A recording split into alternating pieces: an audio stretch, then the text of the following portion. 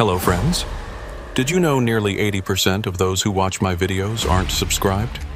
If you enjoy these stories, please hit that subscribe button and leave a like. It really helps. Thank you for being here. By the way, where are you watching from? Let me know in the comments.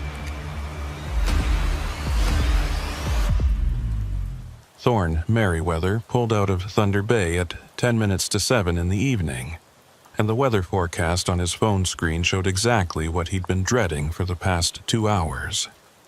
A low-pressure system was sweeping down from James Bay, bringing with it the kind of snow that turned Highway 17 into a white tunnel of uncertainty.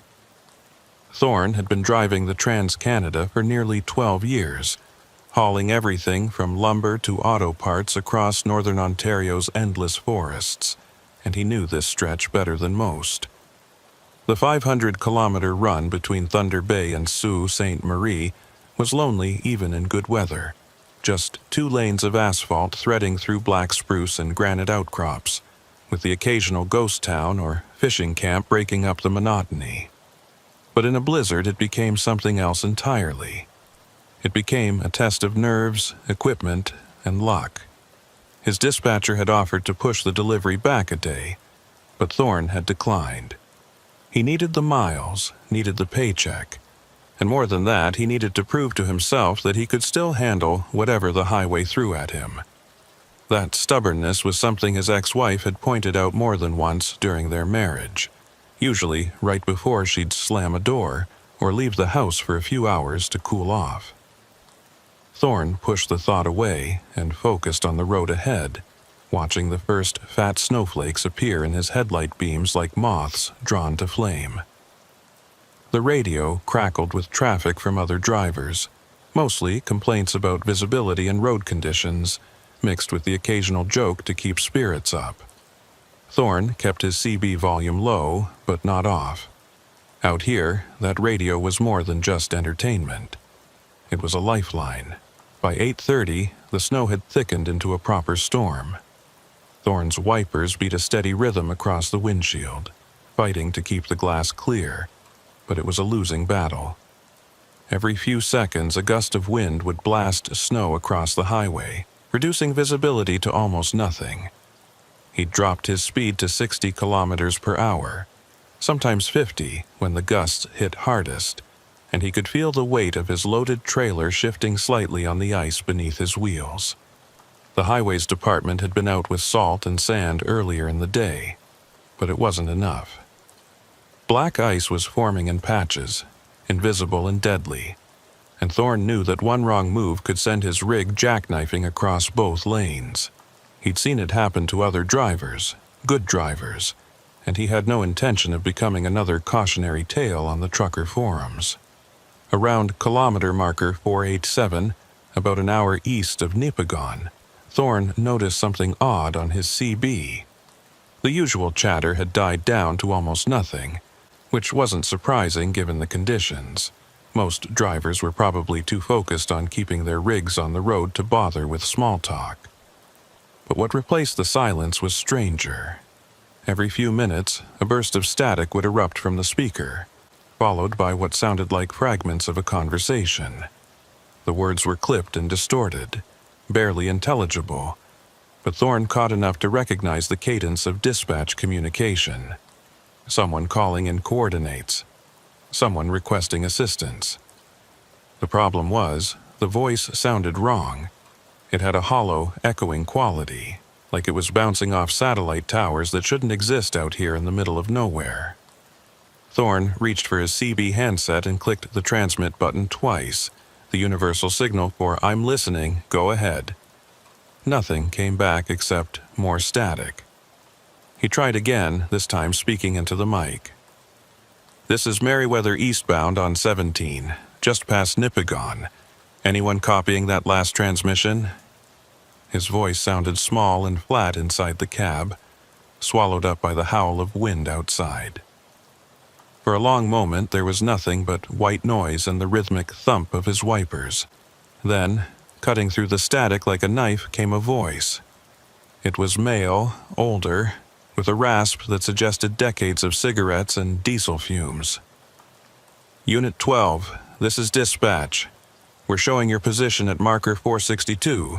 Confirm your status and advise if you need assistance with road conditions.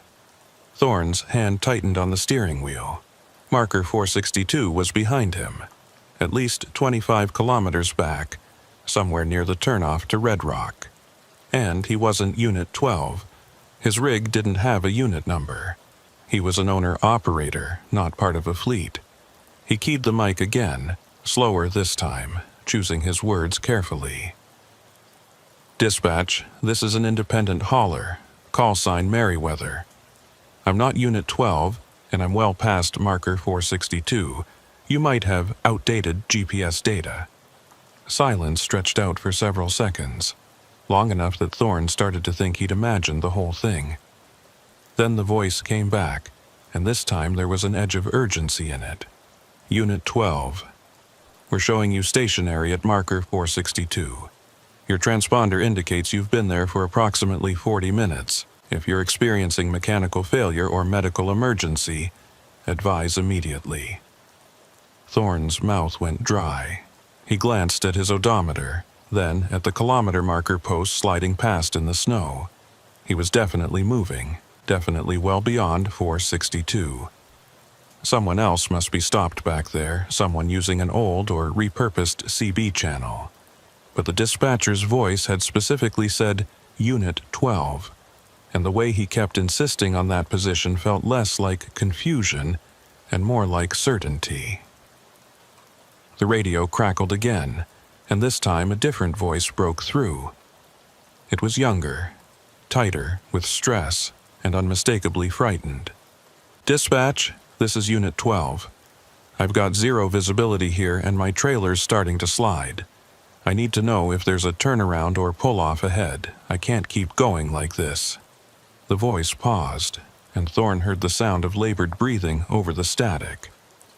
I'm at marker 462, just like you said, but I don't remember stopping. I don't remember...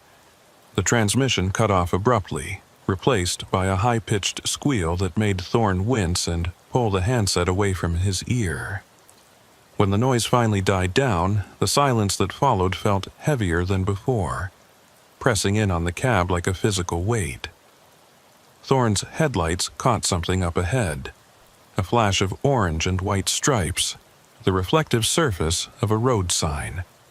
He eased off the throttle and let his rig slow down naturally, not trusting his brakes on the ice. As he drew closer, the sign resolved into focus. Highway closure ahead, detour to Kumasi. Below it, a smaller sign with an arrow pointing right, toward what looked like a secondary road branching off into the forest. Thorne had driven this stretch dozens of times, and he couldn't recall ever seeing a detour here. The only roads that branched off 17 in this area were old logging routes, most of them unmaintained and impassable in winter. He grabbed his phone from the cup holder and pulled up his Maps app, but the screen showed nothing but a spinning wheel where the road data should be. No signal, not even one bar. Out here that wasn't unusual, but the timing felt wrong. The CB hissed again, and the older dispatcher's voice returned. Unit 12. Be advised that weather conditions are deteriorating rapidly. Highway 17 is now closed between markers 450 and 495 due to whiteout conditions and multiple vehicle incidents. All eastbound traffic is being diverted onto secondary routes. Follow detour signage and maintain radio contact. Thorne stared at the handset in his palm, his thumb hovering over the transmit button. The detour sign ahead was real.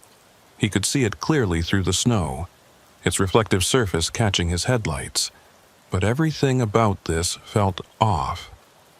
The voices on the radio, the specific mention of marker 462, the sudden appearance of detour signage on a stretch of road he knew by heart. He thought about pulling over, waiting out the storm in his cab with the engine running for heat. But the idea of sitting still on this highway in zero visibility made his skin crawl.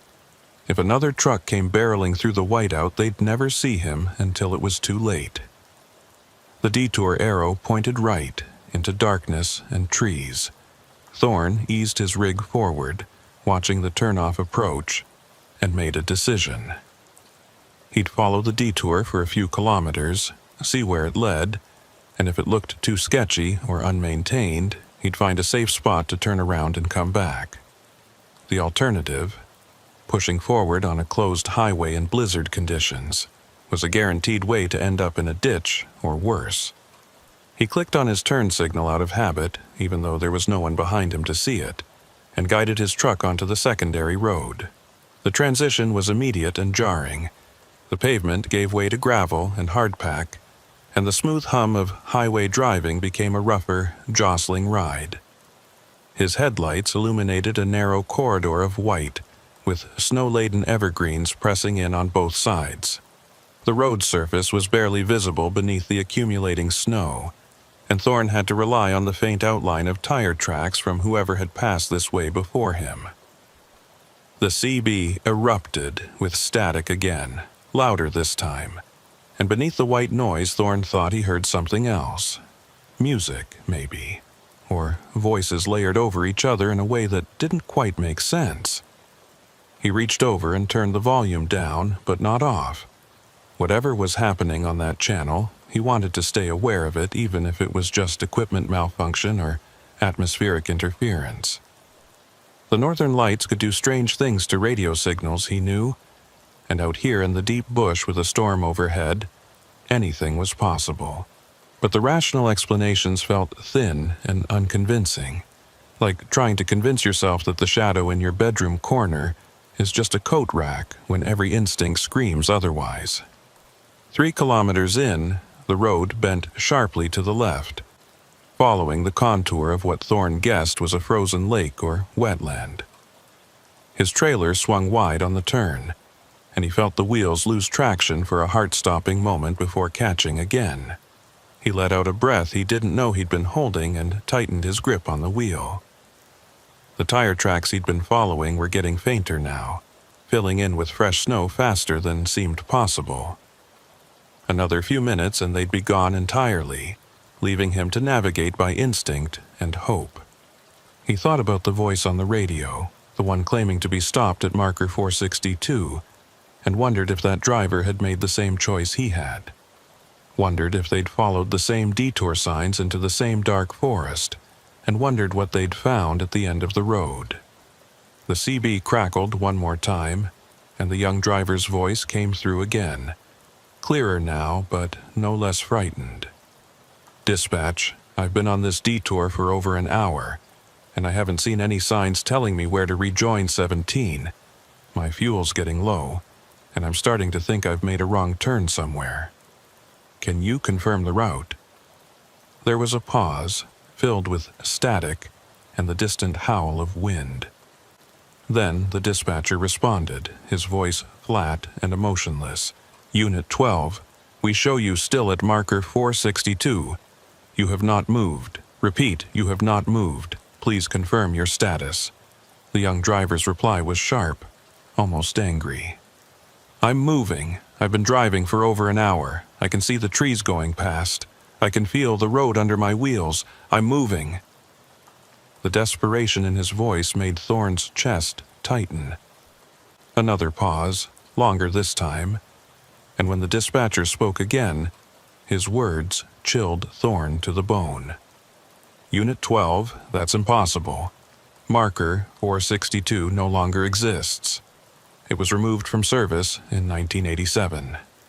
Thorne's headlights caught something ahead, and he eased off the throttle instinctively. At first, he thought it was just a trick of the snow, a swirl of white caught in the beam and transformed into something solid. But as he drew closer, the shape resolved into a figure standing at the side of the road. A woman dressed in what looked like a highway maintenance uniform, bright orange parka, reflective strips on the arms and legs, a hard hat pulled low over her face. She was holding a stop sign on a long pole, the kind used by flaggers at construction sites, and she stood perfectly still despite the wind and snow battering everything around her. Thorne's instinct was to slow down, to roll down his window and ask if she needed help or if there was danger ahead. But something about the way she stood there, motionless and silent, made him hesitate. Her face was hidden in shadow beneath the brim of her hard hat, and the hand gripping the sign pole didn't move, didn't adjust to the weight or the wind.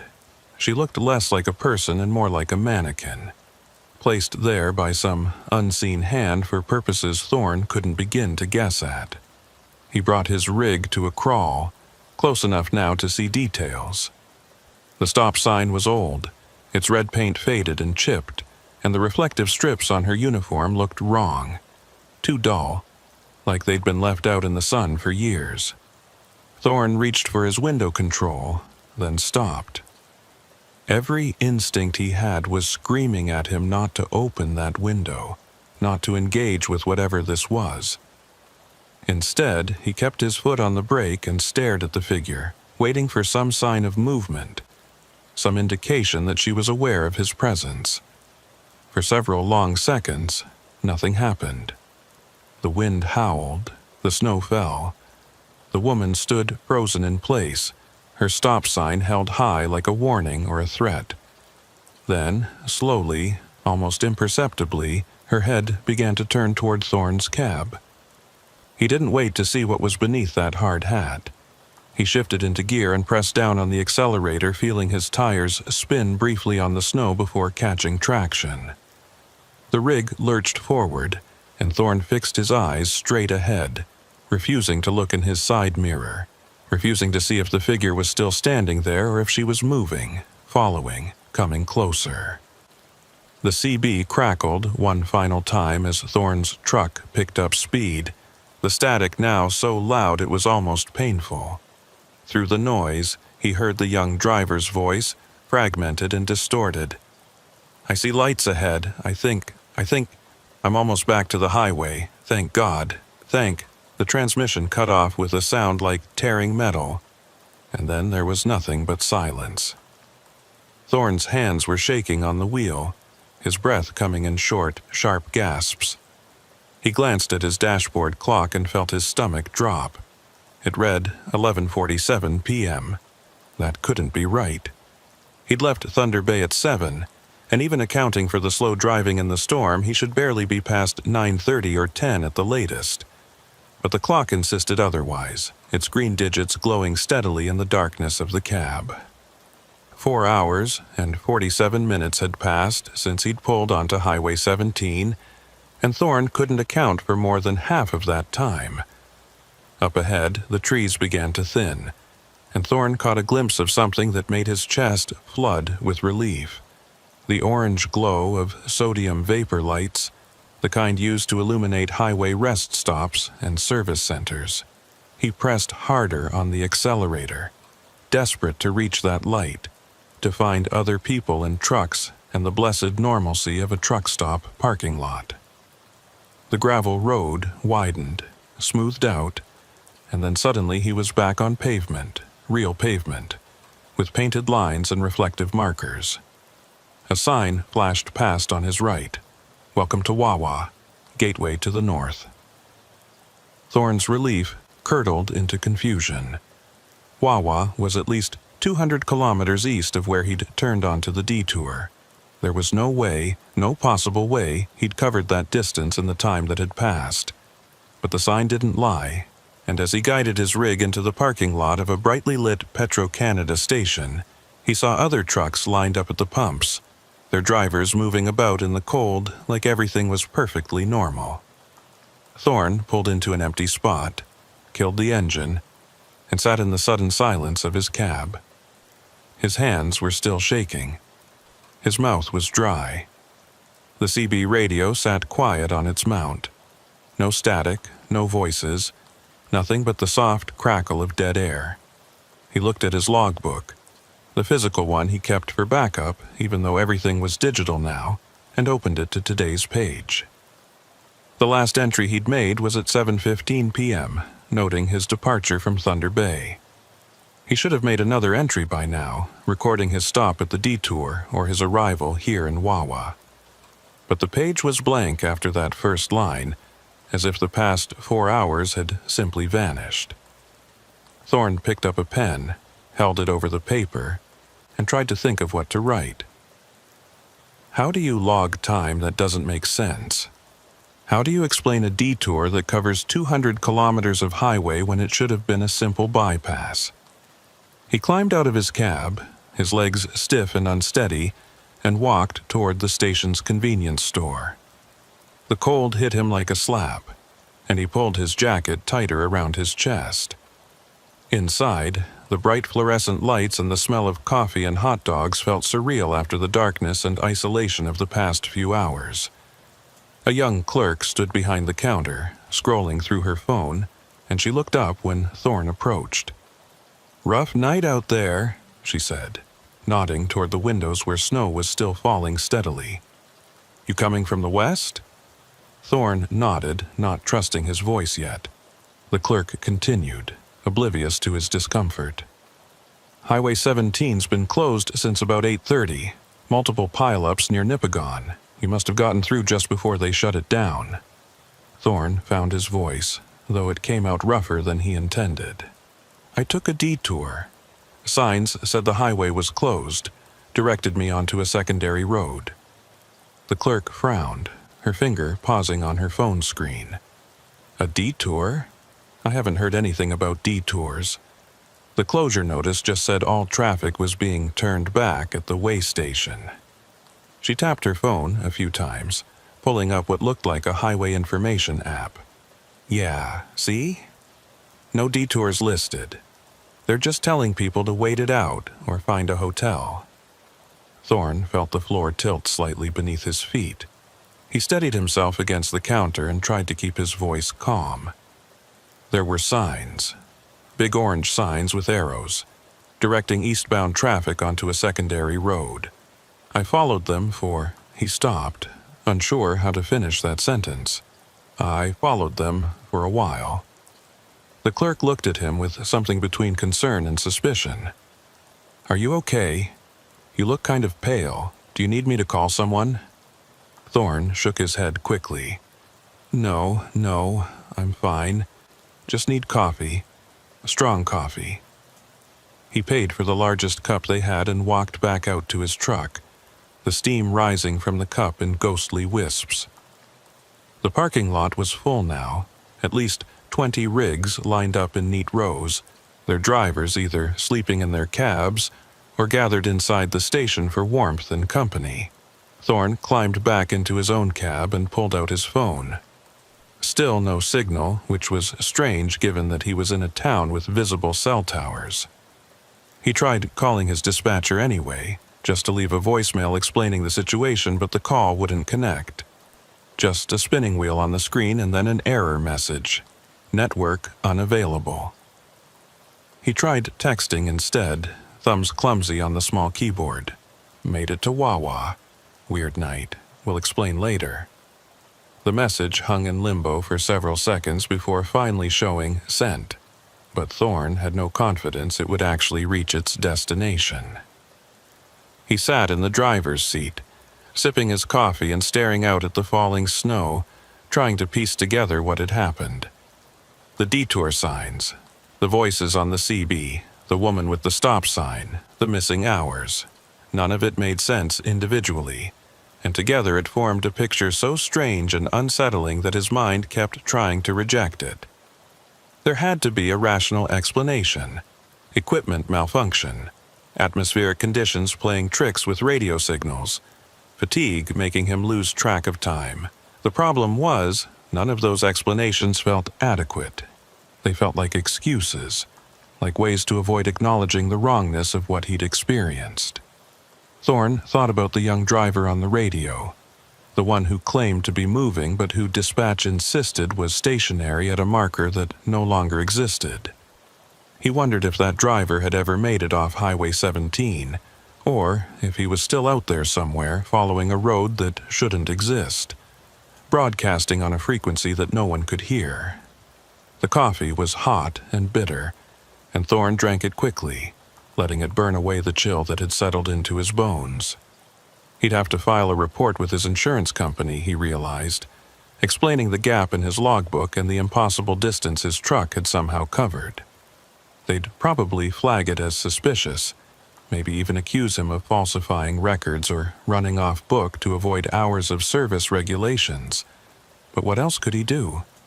Lie about where he'd been? Pretend the detour never happened? That felt worse somehow, like denying reality would give whatever he'd encountered more power, more validity. He finished the coffee and crushed the cup, tossing it into the plastic bag he kept for trash.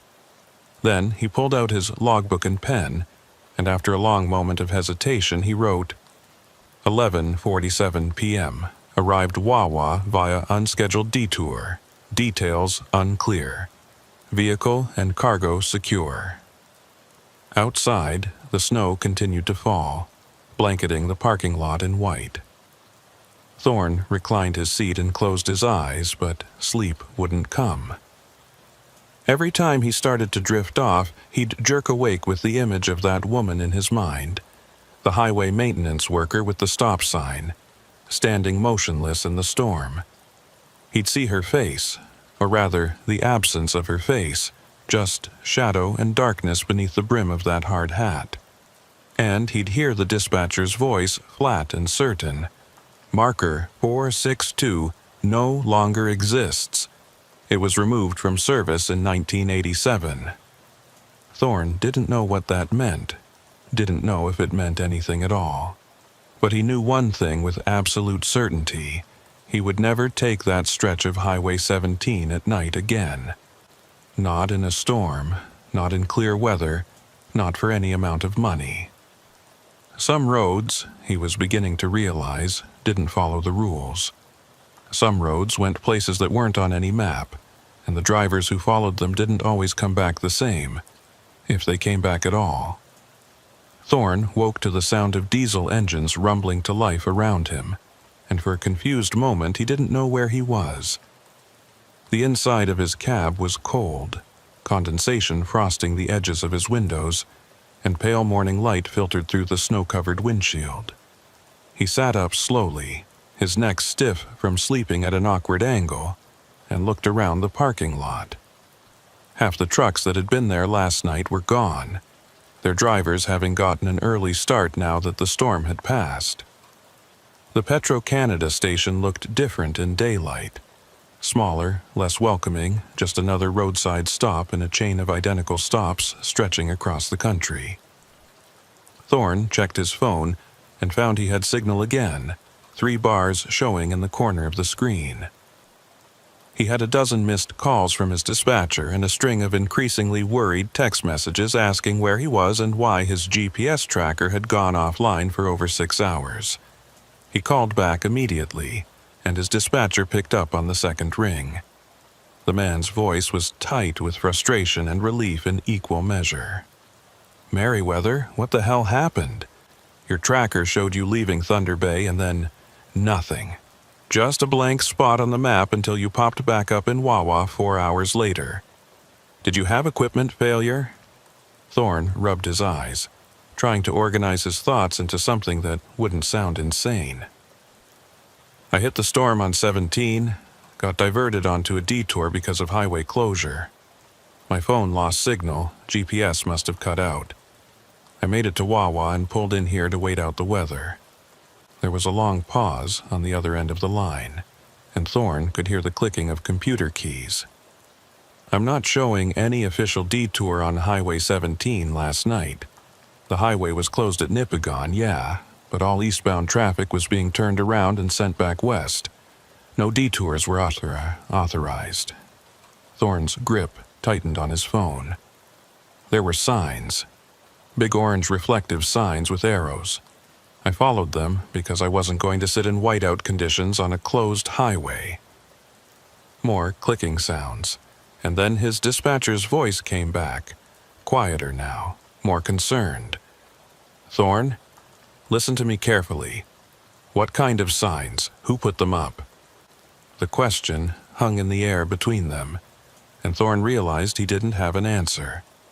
He'd assumed they were official highway department signs, but thinking back, he couldn't recall seeing any logos or official markings. Just orange and white, arrows pointing into the darkness. "I don't know," he admitted finally. "I thought they were legit. They looked real enough." His dispatcher sighed, the sound crackling through the phone's speaker. "Look, I'm going to need you to file a detailed incident report when you get to your delivery point. The client's already pissed about the delay, but I can smooth that over. What I can't explain is a 6-hour GPS blackout and 200 kilometers covered in half the time it should have taken. That's going to raise flags with the insurance company and maybe with the MTO if they decide to look into it." Thorne ended the call feeling worse than before, and he sat in his cab staring at the dashboard instruments as if they might provide some answers. His tachograph, the digital device that recorded his driving hours, speeds, and distances, showed a strange gap in its data logs. According to the readout, he'd been driving continuously from 7:15 p.m. until 11:47 p.m., covering 237 kilometers at an average speed that shouldn't have been possible given the storm conditions. But the weird part was the fuel consumption data. His tank level showed almost exactly what it should have for the distance traveled, which meant his engine had been running, his wheels had been turning, and yet somehow he'd moved through space faster than the conditions should have allowed. Thorne pulled out his paper logbook again and flipped back through previous entries, looking for something, anything that might make sense of what had happened. His eyes landed on an entry from 3 weeks ago, a note he'd scribbled in the margins while waiting at a truck stop in Kenora. Talked to old-timer about Highway 17 ghost stories. Said there used to be a marker 462 near Red Rock, site of bad accident in the 80s. Marker removed after families complained. The memory came flooding back now. He'd been having coffee in a diner when an elderly trucker at the next table overheard him talking about his route and struck up a conversation. The old man had been driving Northern Ontario routes since the 1970s, back when the Trans-Canada was still being upgraded and expanded, and he'd told Thorne about a massive pile-up that had happened during a November blizzard in 1986. 7 vehicles involved, including 3 transport trucks, and the final death toll had been 14 people. The accident happened at a spot marked by kilometer post 462, and in the aftermath, families of the victims had petitioned to have the marker removed and renumbered. They didn't want a permanent reminder of where their loved ones had died, didn't want other drivers slowing down to gawk at the site. The highway department had complied, and marker 462 simply ceased to exist. The road went from 461 to 463, with that kilometer of asphalt becoming a kind of official blank space on the map. Thorne hadn't thought much about the story at the time. Every highway had its share of tragedy and ghost stories, and he'd heard dozens of them over the years. But now, remembering the voice on the CB radio insisting that Unit 12 was stopped at marker 462, the story took on a darker significance. He pulled out his phone and did a search for Highway 17 Accident 1986 Red Rock, and the results that came back made his stomach clench. There had indeed been a major accident, and the details matched what the old trucker had told him. But there was one additional piece of information that Thorne hadn't heard before. One of the trucks involved in the pileup had been hauling chemicals, and the impact had ruptured the tank, spilling its contents across the highway and into the surrounding forest. The chemical was never fully identified in the news reports, just described as hazardous industrial solvent, but the cleanup had taken weeks and required the highway to be closed for an extended period. Thorne scrolled through more search results and found a scanned newspaper article from 1987 discussing the marker removal and the memorial service held for the victims. At the bottom of the article was a list of names, and one of them made Thorne's blood run cold. Elgin Rousseau, 53, dispatcher for Northern Ontario Transport Services. Thorne stared at the name, trying to convince himself it was a coincidence, but his hands had started shaking again. The voice on the CB, The one that had been communicating with Unit 12 had sounded exactly like what Thorne would imagine a veteran dispatcher to sound like. Gravelly, authoritative, with that particular cadence that came from decades of radio communication. He thought about that voice saying, "Unit 12, we show you still at marker 462. You have not moved." And he thought about the younger voice responding in panic and confusion, insisting that he was moving, that he could see the trees going by. Thorne closed the browser on his phone and took several deep breaths, trying to slow his racing heart. There had to be an explanation. Radio signals bouncing off the ionosphere could pick up transmissions from years or even decades ago under the right atmospheric conditions. He'd heard about that phenomenon, something called skip, or propagation, where CB signals traveled thousands of miles and arrived delayed and distorted. But that didn't explain the detour signs, or the woman with the stop sign, or the missing hours in his logbook. It didn't explain how he'd covered 200 kilometers in conditions that should have kept him crawling at 50 kilometers per hour. Thorne climbed out of his cab and walked into the Petro-Canada station, needing to move, needing to be around other people. Inside, the same clerk from last night was still behind the counter, though she looked exhausted and ready for her shift to end. She gave him a tired smile as he approached. "Still here? I figured you'd be long gone by now. Highway reopened about 2 hours ago." Thorne grabbed another coffee from the self-serve machine and brought it to the counter. "Yeah, I needed to catch some sleep. Long night." The clerk nodded sympathetically. "I bet. We had drivers coming in all night with stories about the conditions out there. One guy said he saw a moose standing in the middle of the road and had to swerve so hard he nearly jackknifed. Another said his CB was picking up nothing but static and weird voices." Thorne's hand froze halfway to his wallet. "Weird voices?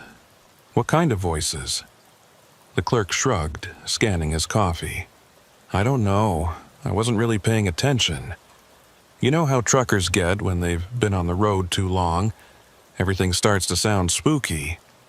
That'll be $3.50. Thorne paid and was about to leave when the clerk added, "Oh, but there was one guy who said something interesting.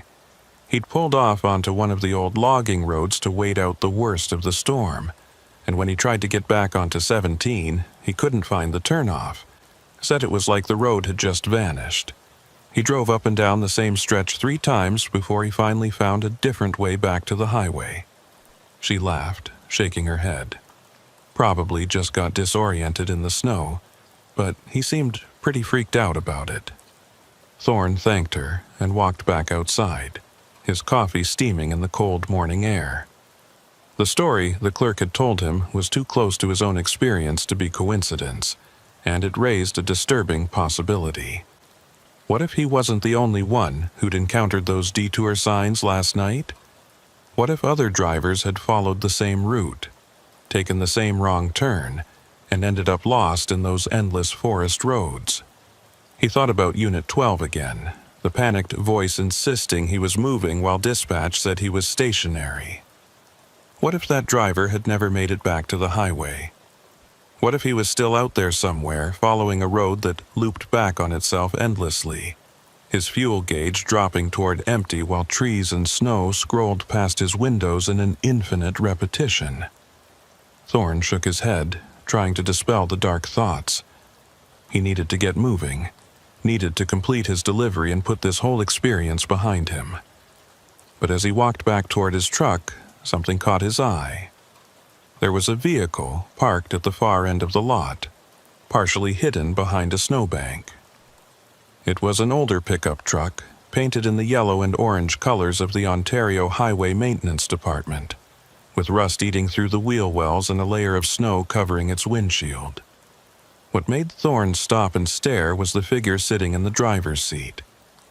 Even through the snow-covered window he could make out the silhouette.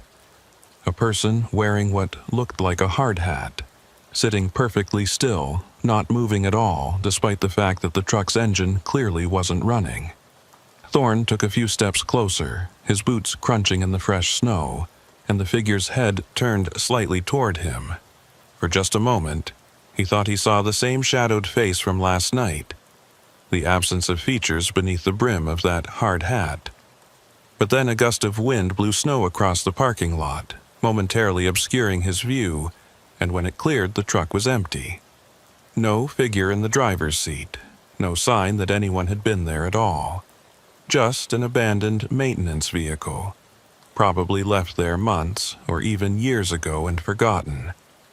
Thorne stood frozen for several long seconds, staring at the empty truck before forcing himself to turn away and continue toward his own rig.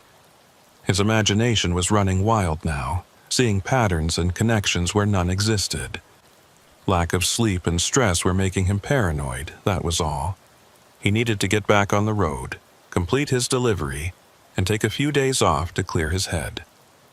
He climbed into his cab and started the engine, letting it warm up while he checked his route one more time.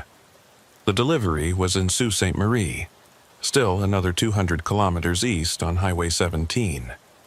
Under normal conditions, it would be an easy 3-hour drive, but given the road conditions and the fact that plows were probably still working to clear last night's accumulation, he was looking at 4 or 5 hours minimum.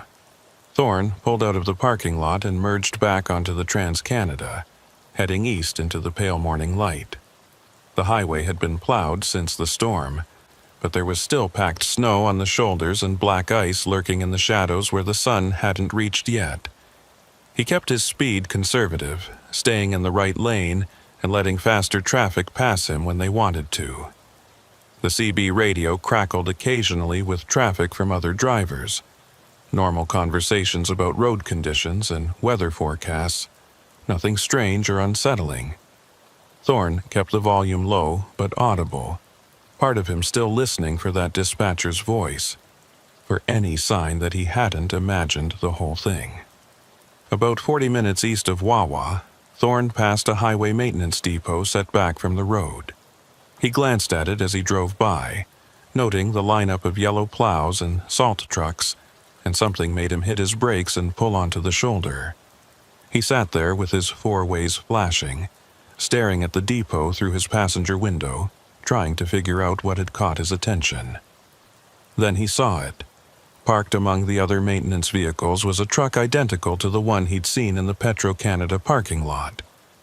Same yellow and orange paint scheme, same rust patterns, same model and year by the look of it. But this one was clearly still in service, with fresh tire tracks in the snow around it, and steam rising from its exhaust pipe. Thorne grabbed his phone and pulled up the photos he'd taken yesterday during his pre-trip inspection, scrolling through until he found the ones he'd snapped while fueling up in Thunder Bay. In the background of one photo, barely visible at the edge of the frame, was a highway maintenance truck parked at the station. He zoomed in, enhancing the image as much as his phone would allow, and felt his breath catch in his throat. The truck in his photo had a unit number painted on its door, M462. He stared at that number, his mind racing through the implications. The truck he'd seen last night in Wawa, the woman with the stop sign standing in the middle of the detour road. What if they were connected to that long-ago accident at marker 462? What if Maida Kincross, whoever she was, had been part of the cleanup crew or the investigation team, and something about that night in 1986 had left an imprint on the highway itself? Thorne didn't believe in ghosts, had never put much stock in supernatural explanations for things, but he was running out of rational alternatives. The evidence in front of him, the radio transmissions, the impossible detour, the missing time, the maintenance truck appearing and disappearing, pointed toward something that operated outside the normal rules of cause and effect. Something that existed in the gaps between one moment and the next, in the blank spaces on the map where marker 462 used to be. He pulled back onto the highway and continued east, but he couldn't shake the feeling that he was being watched. Every time he checked his mirrors, he half expected to see that yellow maintenance truck following him, or the woman with the stop sign standing at the side of the road. The kilometers ticked by slowly, each one feeling heavier than the last, and Thorne found himself counting down the distance to Sault Ste. Marie like a mantra. 160 kilometers, 140, 120. Every marker he passed felt like a small victory, proof that he was still moving forward in real time and real space. But the anxiety didn't ease, and by the time he finally saw the city limits sign for Sault Ste. Marie, his shoulders were tight with tension, and his hands ached from gripping the steering wheel too hard. He made his delivery without incident, backing his trailer up to the loading dock and waiting while the warehouse crew unloaded his cargo. The normalcy of it all. The forklift operators chatting about hockey scores, the supervisor checking items off on his clipboard. The smell of diesel and cardboard helped ground him in the present moment. When the paperwork was signed and his trailer was empty, Thorne drove to a truck stop on the outskirts of the city and parked in a spot near the main building where there were plenty of other trucks and people around. He wasn't ready to be alone in his cab again, wasn't ready to face the silence and the questions that came with it.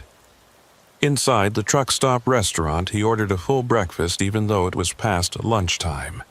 Eggs, bacon, hash browns, toast, and coffee. The food was mediocre at best, but it was hot and substantial, and eating it gave him something to focus on besides the events of the previous night. At the next table over, two truckers were deep in conversation, and Thorne couldn't help but overhear fragments of what they were saying. Heard from Kovacs that Highway 17 was a nightmare last night, one of them said, a heavy-set man with a salt and pepper beard. Multiple closures, accidents everywhere. He said some guys are reporting weird stuff on their CB radios, like old transmissions from years ago coming through. The other trucker, younger, with a baseball cap pulled low over his eyes, laughed. Kovacs is full of shit. Next, he'll be telling us about UFOs and Bigfoot. But the bearded man shook his head seriously. Nah, man, I'm telling you. Something strange happens on that stretch of road during bad storms. I've heard stories going back decades. Drivers seeing things that aren't there, losing time, ending up miles from where they should be. There's something about the geography out there, the way the rock formations, and the lakes and the magnetic fields all line up. It plays tricks on your instruments, on your perception. The younger trucker wasn't buying it. So, what? You think the highway is haunted or something? The bearded man shrugged. I don't know what I think. All I know is I've been driving this route for 20 years, and I've learned to respect it. Especially that stretch between Nipigon and Wawa. You don't take chances there, you don't push your luck, and if something feels wrong, you pull over and wait it out. Thorne wanted to lean over and tell them everything that had happened to him. Wanted to ask if they'd ever heard of Marker 462, or a dispatcher named Elgin Rousseau, or a maintenance worker named Maida Kincross. But he knew how it would sound, like the ravings of an overtired driver who'd been on the road too long. So instead, he finished his breakfast in silence, paid his bill, and walked back out to his truck. The afternoon sun was already starting to dip toward the horizon, and Thorne realized that his next scheduled run wasn't for another 3 days. He had time to go home, to sleep in his own bed, to try to process everything that had happened. But first he needed to do one more thing. He pulled out his phone and searched for Maida Kincross Ontario Highway Maintenance, and what came back made his hands go cold. There was an obituary from 1986, published in the Thunder Bay Chronicle Journal. Maida Kincross, 41, highway maintenance supervisor, killed in the line of duty during a November blizzard while directing traffic around a major accident scene near Red Rock. The article described how she'd been standing at a detour point, guiding vehicles onto a temporary route when a transport truck lost control on the ice and struck her. She'd died instantly. The photo accompanying the obituary showed a woman in a highway maintenance uniform, hard hat on, holding a stop sign. Her face was partially obscured by the shadow of the hat's brim, but Thorne could see enough to know it was the same figure he'd seen last night on that dark detour road. The same stillness, the same posture, the same sense of waiting for something that would never come. Thorne sat in his truck with the engine idling, staring at that photo, and finally allowed himself to accept what he'd been trying to deny. Whatever had happened to him on Highway 17 last night hadn't been equipment malfunction or atmospheric interference or fatigue-induced hallucination. He'd driven through something else entirely, some echo of that terrible night in 1986 when 14 people died and the highway swallowed a piece of itself. He'd followed detour signs that Maida Kincross had put up 37 years ago, had driven on roads that shouldn't exist anymore, and had somehow emerged on the other side with nothing but missing time and questions that had no good answers. He put his truck in gear and headed for the highway on-ramp, pointing west toward home. The drive would take him back through the same stretch of Highway 17 where everything had gone wrong, but this time he'd do it in daylight.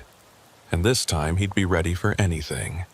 Or so he told himself. As the kilometers unwound behind him and the sun sank lower in the sky, Thorne kept his eyes on the road ahead and his hand near the CB radio, listening for voices that shouldn't exist.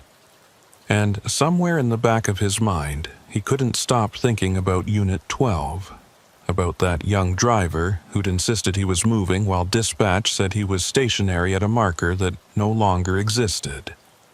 Thorne wondered if that driver had ever found his way out of the detour, or if he was still out there somewhere, trapped in an endless loop of snow and darkness, following signs that led nowhere.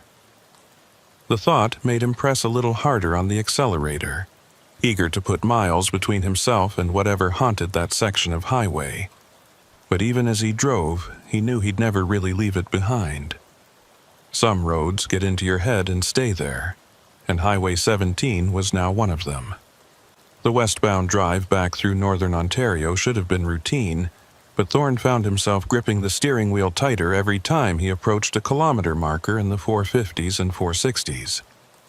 The afternoon sun cast long shadows across the highway, and the snowbanks on either side of the road looked like frozen waves, sculpted by the wind into shapes that seemed almost intentional. He'd left Sault Ste. Marie just after 2 in the afternoon, and the plan was to make it back to Thunder Bay by evening, stopping only for fuel and mandatory rest breaks. But as he drew closer to the stretch of highway where everything had gone wrong the night before, Thorne felt an almost physical resistance, like his truck was pushing against an invisible current. The rational part of his mind told him it was just the wind, just the residual effects of the storm, but his gut knew better. Something about this section of road had changed for him, and he wasn't sure he'd ever be able to drive it the same way again. Around kilometer marker 470, Thorne's CB radio crackled to life with normal traffic. A westbound driver asking about road conditions ahead, another responding that it was clear sailing all the way to Thunder Bay. Thorne listened without contributing, his thumb resting on the transmit button but never quite pressing it.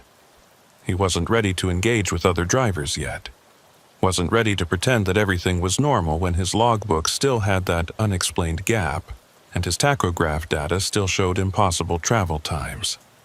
The company he contracted for had been understanding so far, but he knew questions would come eventually.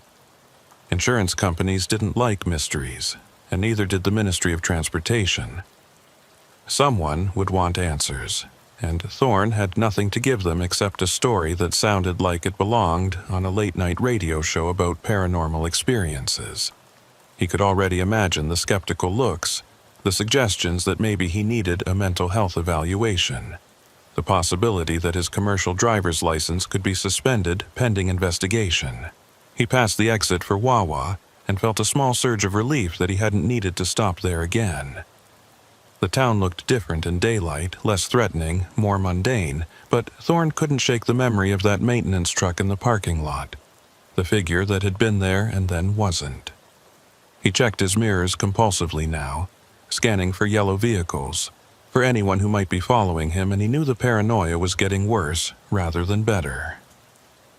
This was how accidents happened, he reminded himself.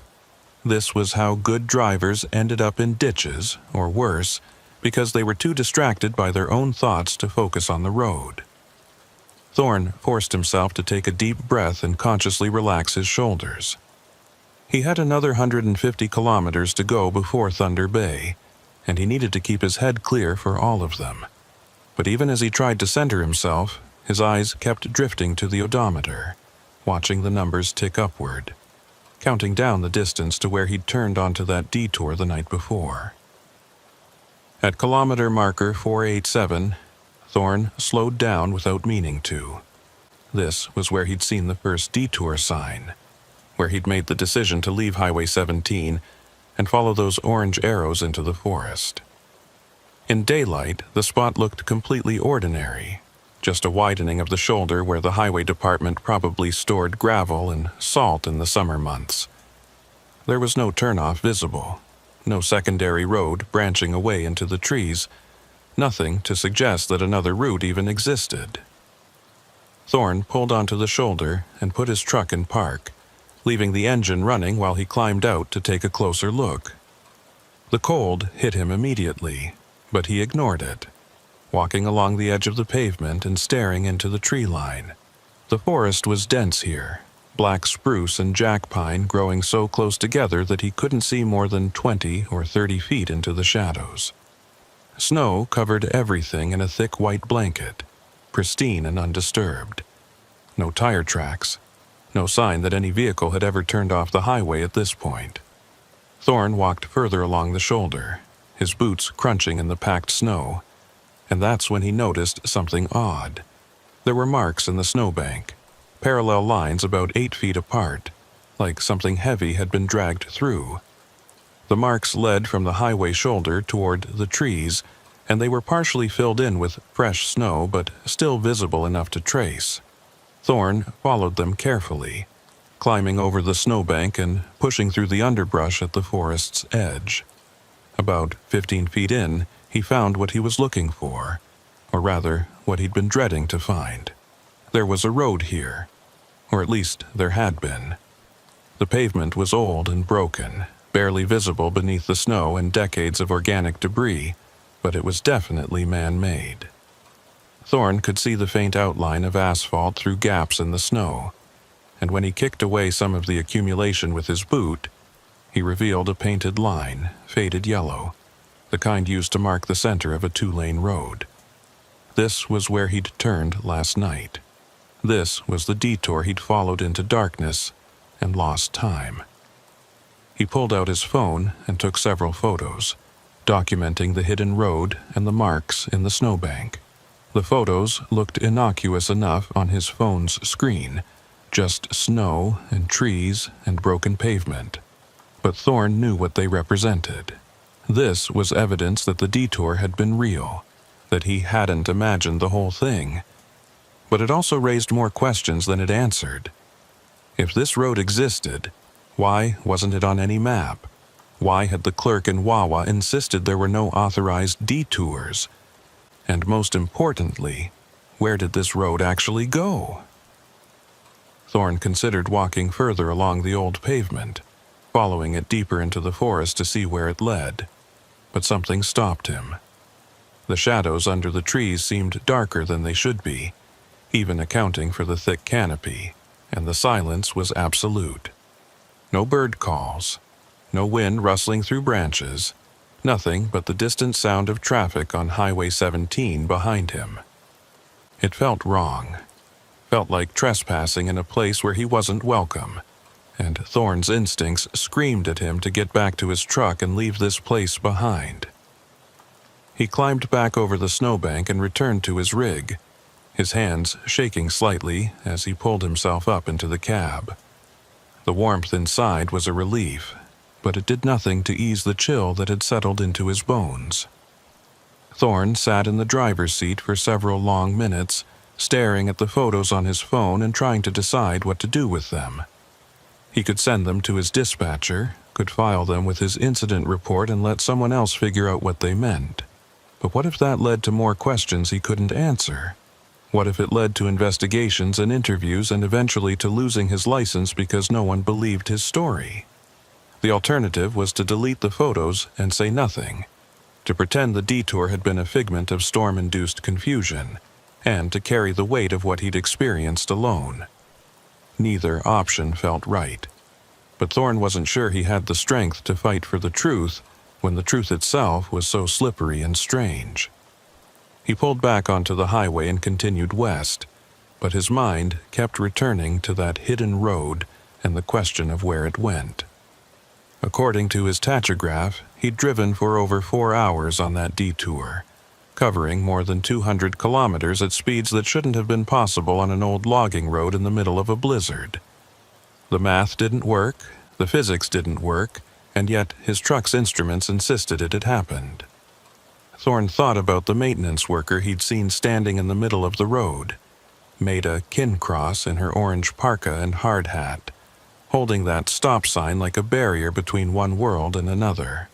He thought about the obituary he'd found, the description of how she'd died directing traffic around an accident scene. What if she was still doing that even now? What if some part of her remained at her post, still trying to save drivers from the same fate that had killed 14 people in 1986? The idea should have been comforting in a strange way, but instead it filled Thorne with a deep sadness. If his theory was right, then Maida Kincross had been trapped on that road for 37 years, reliving the same terrible night over and over, unable to rest or move on. About 20 kilometers past the hidden turnoff, Thorne's CB radio erupted with a burst of static so loud and sudden that he nearly swerved into the other lane. He reached over and turned down the volume, but the static continued, punctuated now by that same hollow voice he'd heard the night before. Unit 12, this is dispatch. Your transponder shows anomalous readings. Please confirm your current kilometer marker and direction of travel. Thorne's blood went cold. He grabbed the handset, almost dropping it in his haste, and keyed the transmit button. This is Merriweather, westbound at marker 468. Who is this? What frequency are you broadcasting on? The static intensified for a moment, then cleared slightly, and the dispatcher's voice came through with eerie clarity. Merriweather, you are not authorized on this channel. Please switch to public frequency and maintain radio silence. Before Thorne could respond, a different voice cut in. Younger. Panicked. The same one from last night. I can see lights behind me now. Someone's following me. Dispatch, there's another vehicle on this road and they're gaining on me fast. Thorne's eyes shot to his mirrors, scanning the highway behind him, but there was nothing there except empty pavement and the last light of the setting sun. The voice on the radio continued, breathless and terrified. They're right on my bumper now. They're flashing their lights. I don't know what they want. The transmission cut off with a sound like tearing metal, the same sound Thorne had heard last night, and then there was nothing but the soft hiss of dead air. Thorne stared at the CB radio, his heart hammering in his chest, and without thinking he pressed the transmit button again. Unit 12, if you can hear me, get off that road.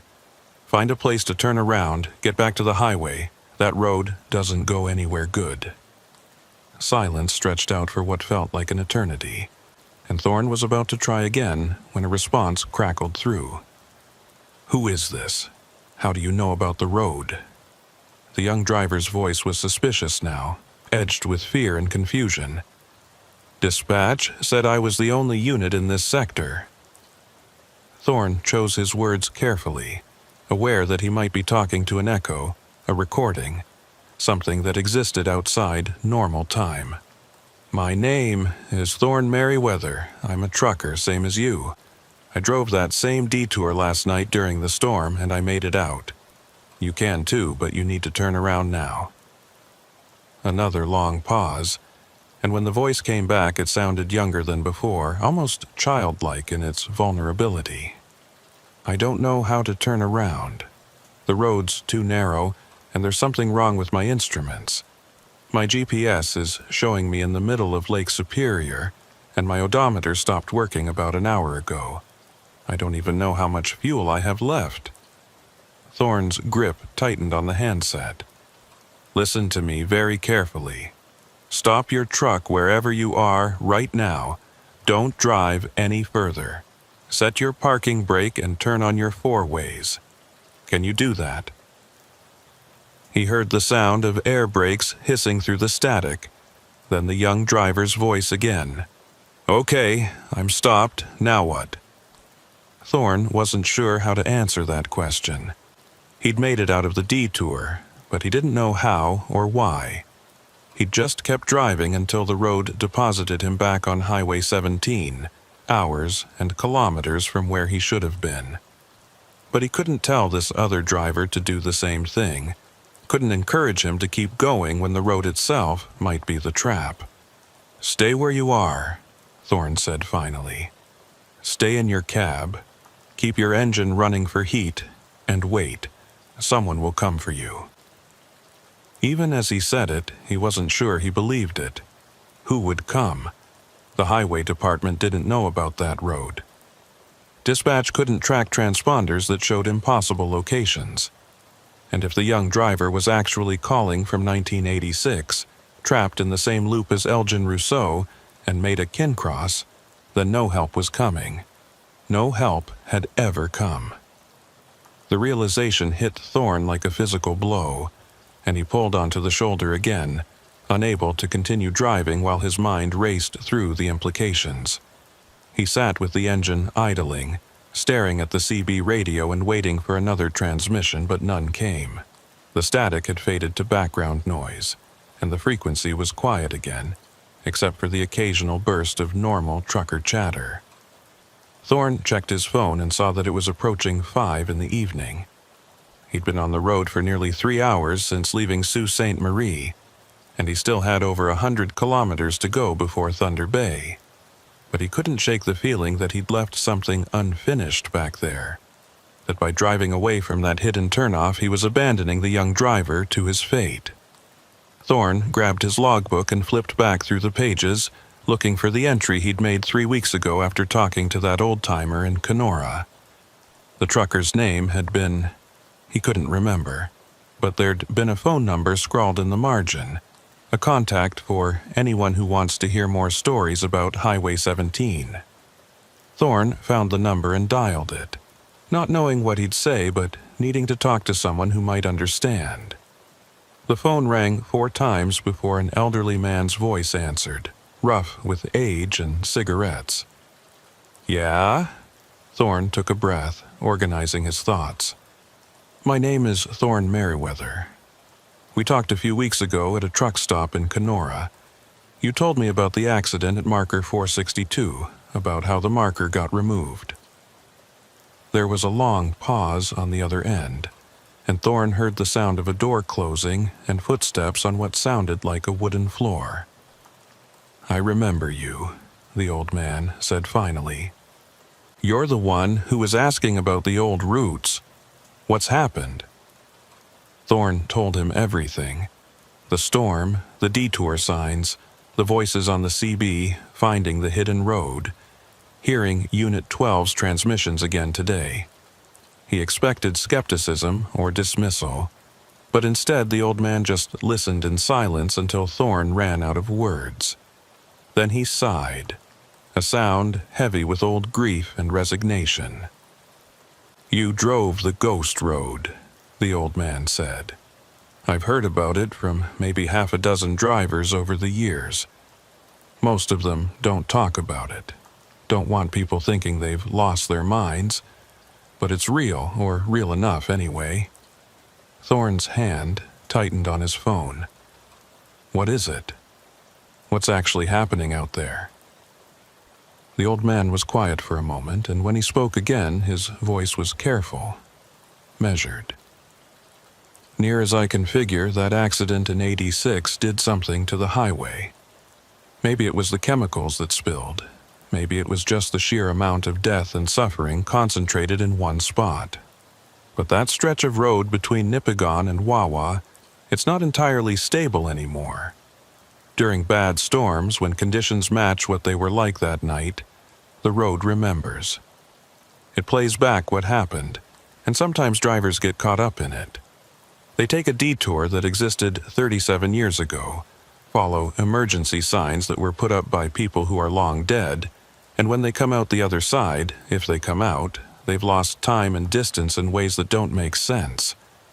Thorne thought about his tachograph readings, his GPS blackout, the impossible average speed. But I made it through. I made it back to normal road. You did, the old man agreed. Not everyone does. There's at least 3 drivers I know of who went into that detour and never came out. Their trucks were found eventually, sometimes months later, but always way off in the bush where they shouldn't have been able to drive. Empty tanks, no sign of the drivers themselves, just abandoned rigs with logbooks that told impossible stories. Thorne felt his stomach twist. What about Unit 12? The driver I heard on the radio, is he real? The old man's voice dropped lower, and Thorne had to press the phone harder against his ear to hear him. There was a driver named Paul Gagnon who disappeared during that storm in 1986. He was hauling electronics from Toronto to Thunder Bay, rookie driver on his first winter run.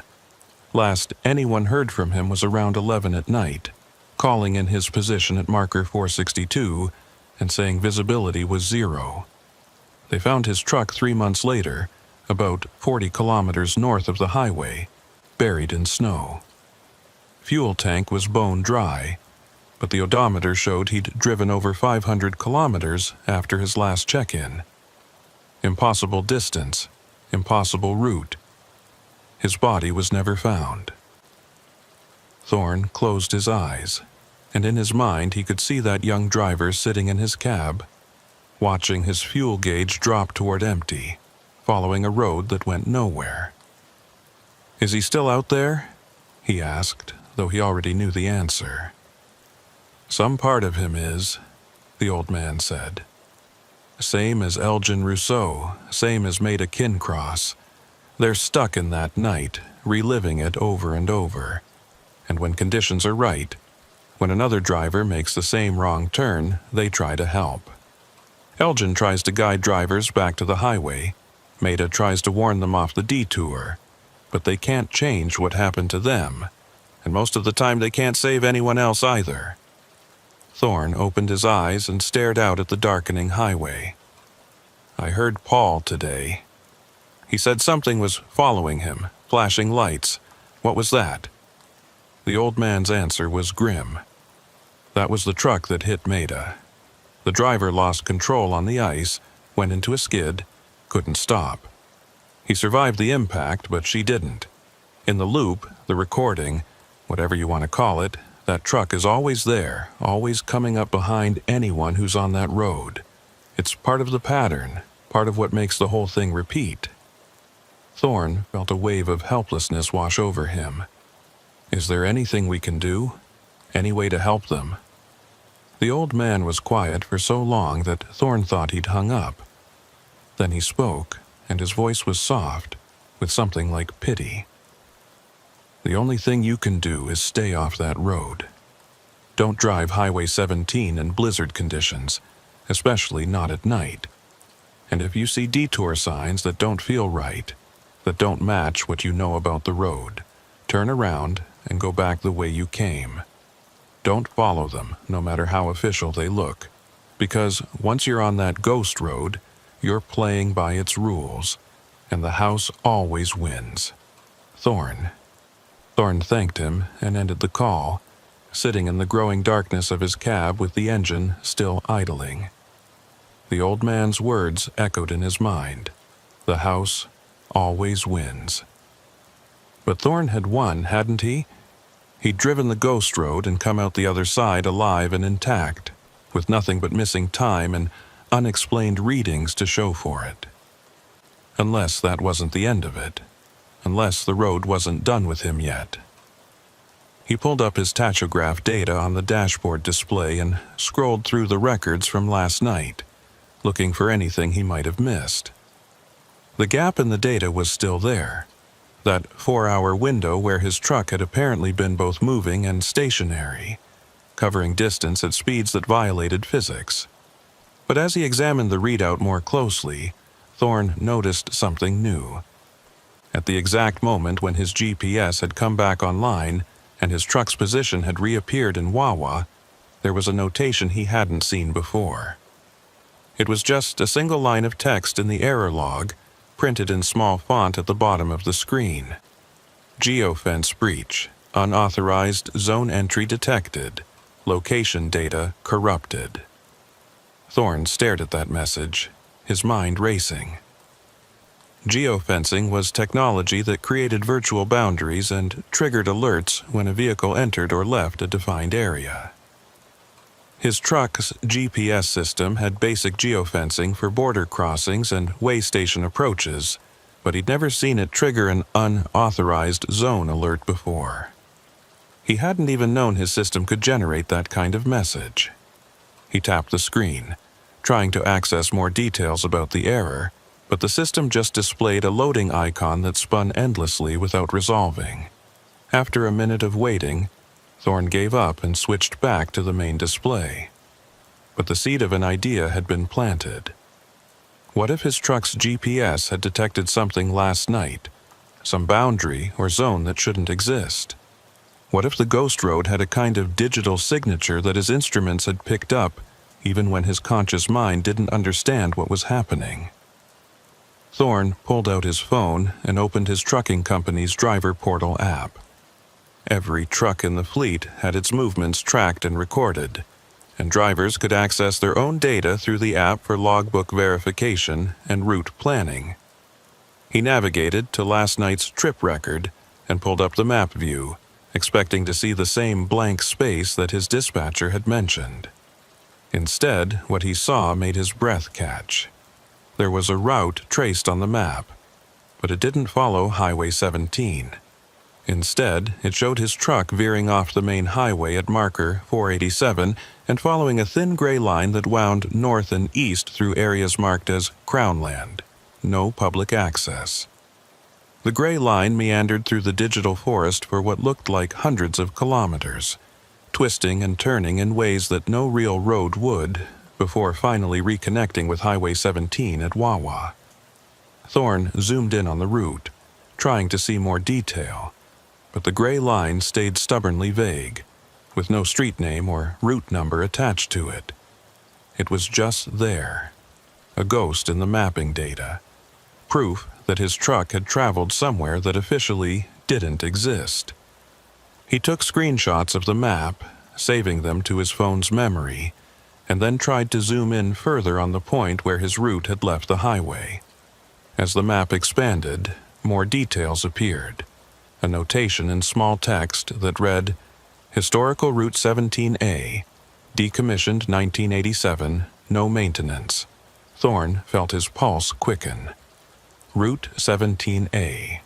That was the detour he'd followed, the road that had deposited him in Wawa hours and kilometers from where he should have been. But if it was decommissioned in 1987, why did it still exist in his GPS data? Why could his truck navigate it successfully enough to record a complete route? He saved the screenshots and then opened his photo gallery, pulling up the images he'd taken earlier of the hidden road at marker 487. When he looked at them now, with the knowledge of what that road was, the photos took on a darker quality. The broken pavement, the faded yellow line, the marks in the snow that suggested recent passage, all of it pointed to a road that existed in multiple states at once. Physically present, but officially absent, decommissioned, but still navigable. Dead, but not yet buried. Thorne thought about Paul Gagnon driving that road in 1986, following what he thought was a legitimate detour around an accident scene, and ending up 40 kilometers off course with an empty tank and no way home. He thought about the other drivers the old man had mentioned, The ones who'd vanished into the bush and left nothing behind but abandoned trucks and impossible logbook entries. And he thought about himself, about how close he'd come to joining them. The only thing that had saved him was dumb luck, or maybe divine intervention, being able to keep his truck moving forward until the loop spit him out. As darkness settled fully over the highway, Thorne made a decision. He would continue west to Thunder Bay tonight, but tomorrow he would go to the Ontario Provincial Police Detachment and file a formal report about what he'd experienced. He would show them the photos, the GPS data, the tachograph readings, everything. Let them think he was crazy if they wanted to. Let them suspend his license or mandate a psychological evaluation. It didn't matter anymore because keeping silent felt like being complicit in a trap that would catch other drivers.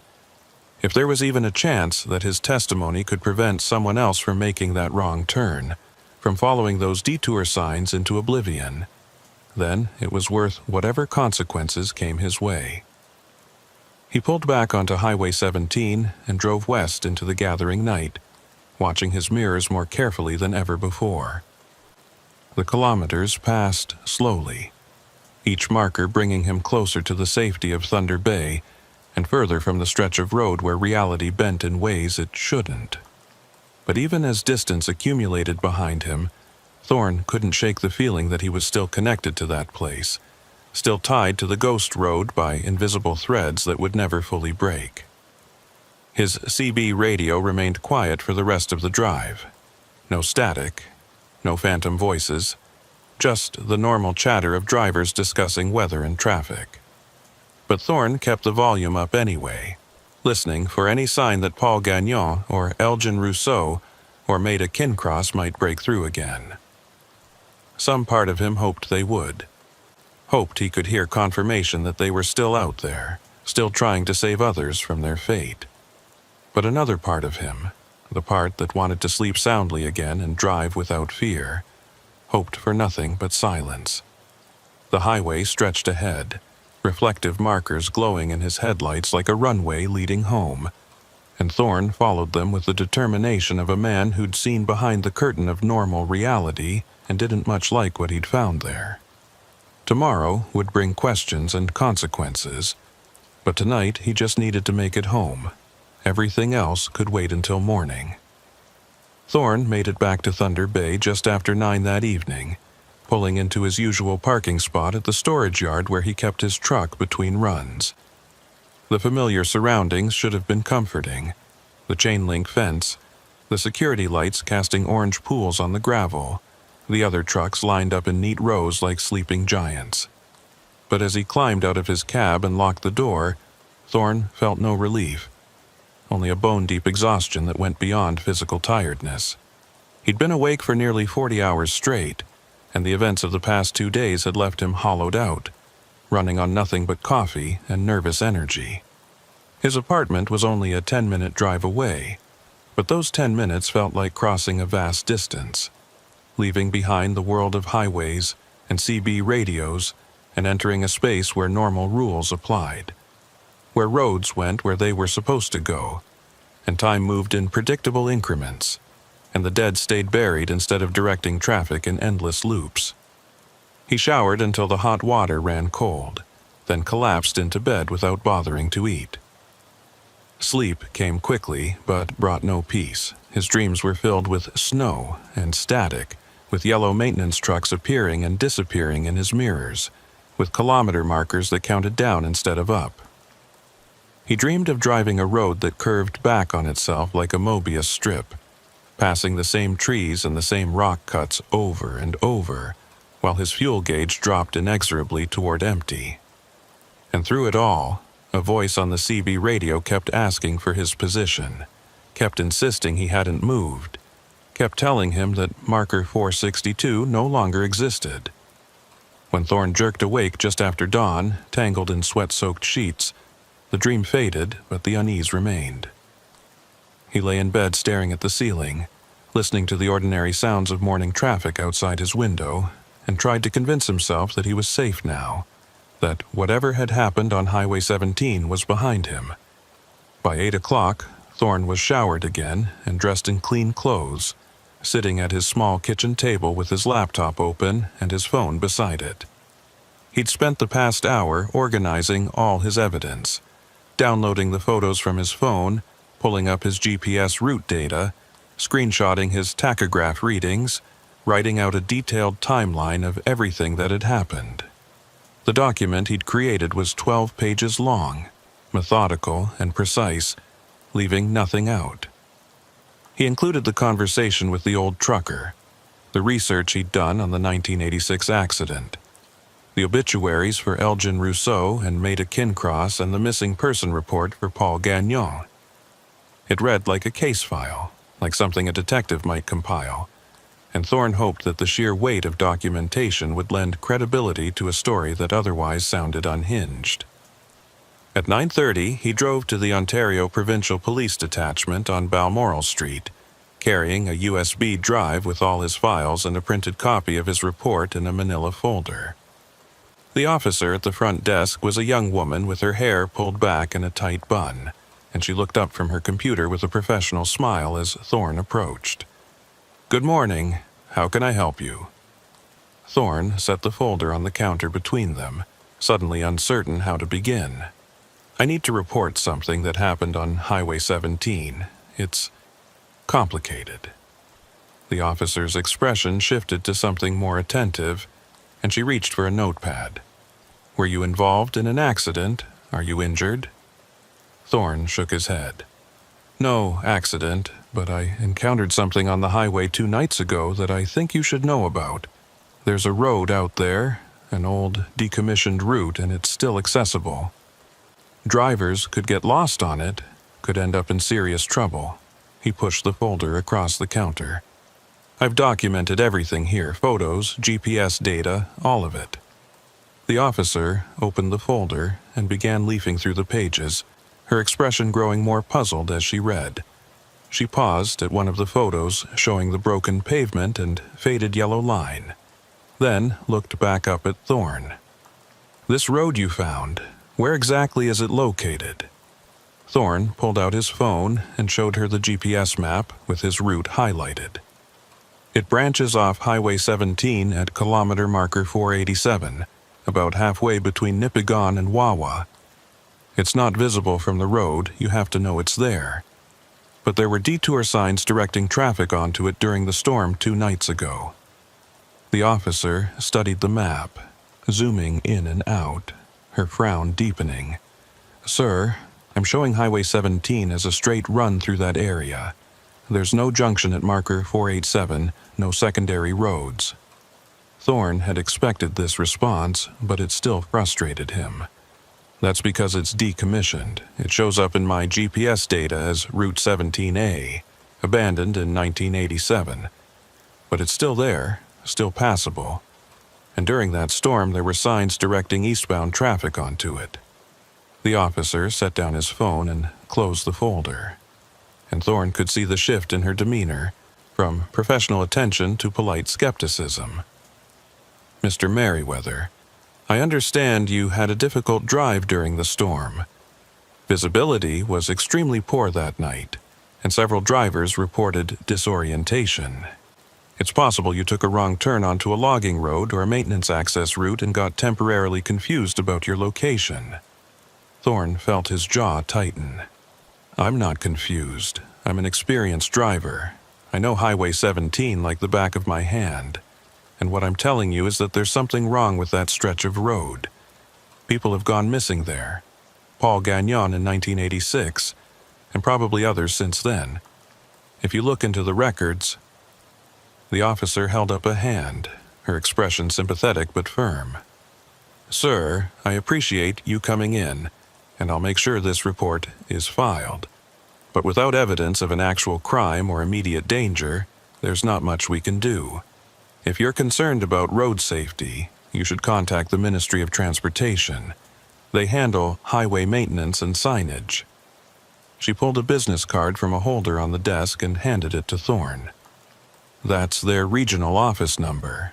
They'll be able to address your concerns about decommissioned roads and improper signage. Thorne took the card, knowing this was as far as he was going to get with the police. "What about the missing driver, Paul Gagnon? Can you at least check your records to confirm he disappeared in 1986? The officer's expression softened slightly.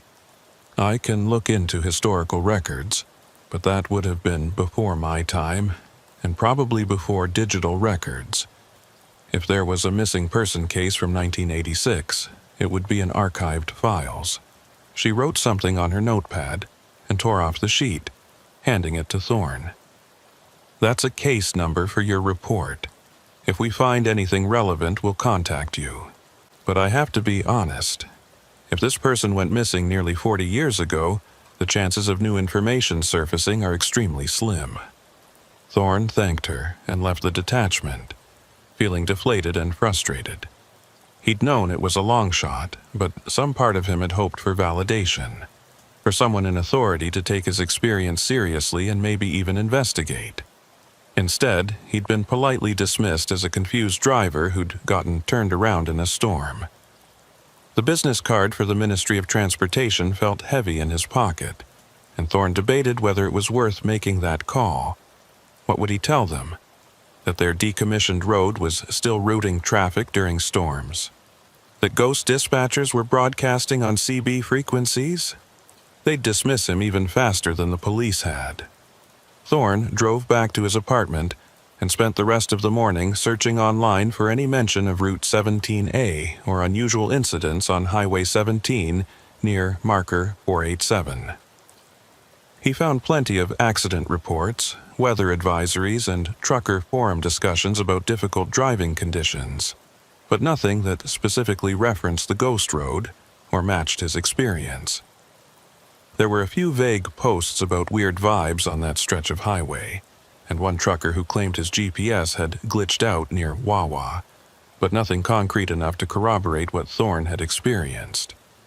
He tried searching for Paul Gagnon's name along with terms like missing trucker and Highway 17, but the results were frustratingly sparse. There was a single brief mention in a Thunder Bay newspaper archive from March 1987, noting that the search for missing driver Paul Gagnon had been suspended due to lack of leads. The article mentioned his abandoned truck being found north of the highway, but provided no details about the circumstances or the location. Around noon, Thorne's phone rang with a call from his dispatcher. He answered with a sense of dread, expecting more questions about his GPS blackout and impossible travel times. Instead, the dispatcher's voice was businesslike and focused on logistics. "Merriweather, I've got a load for you if you're available. Pick up in Thunder Bay tomorrow morning, delivery to Sault Ste. Marie by Friday evening. Standard run, should be straightforward." Thorne hesitated, his mind immediately going to the route. Thunder Bay to Sault Ste. Marie meant Highway 17, meant driving past marker 487 again, meant potentially encountering whatever had happened to him 2 nights ago. "What's the weather forecast looking like?" he asked, trying to keep his voice casual. The dispatcher clicked something on his end. "Clear skies, no precipitation expected. Perfect conditions. You interested, or should I offer it to someone else?" Thorne thought about saying no, about turning down the job and maybe taking a few weeks off to let his nerves settle. But he also thought about his bills, his mortgage on the truck, the reality that he couldn't afford to be selective about loads right now. "I'll take it," he heard himself say, and immediately regretted it. "Good," the dispatcher replied. "Pickup is at 0700 at the lumber yard on Walsh Street. Load's already staged, just need to get it hooked up and secured. Should have you out of there by 8 at the latest." After the call ended, Thorne sat staring at his phone, wondering if he'd just made a terrible mistake. The rational part of his mind said that lightning didn't strike twice, that the conditions 2 nights ago had been unique and unlikely to repeat.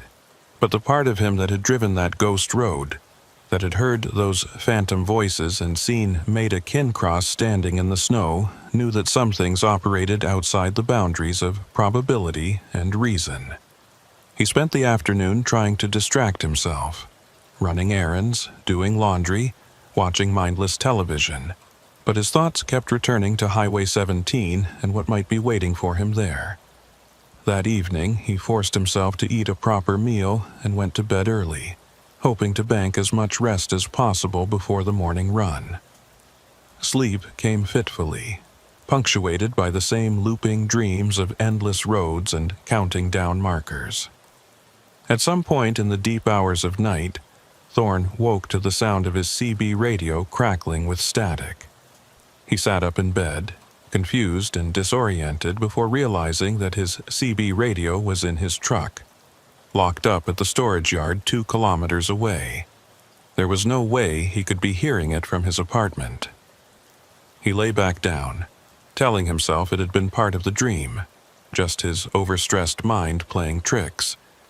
But the sound persisted, faint but unmistakable, and when Thorne turned on his bedside lamp and looked around the room, he saw his phone screen glowing on the nightstand. He picked it up and found his trucking company's fleet tracking app had opened itself somehow, showing a map view. His truck's icon was blinking at the storage yard, but there was a thin gray line extending from it, reaching north across the map toward Highway 17.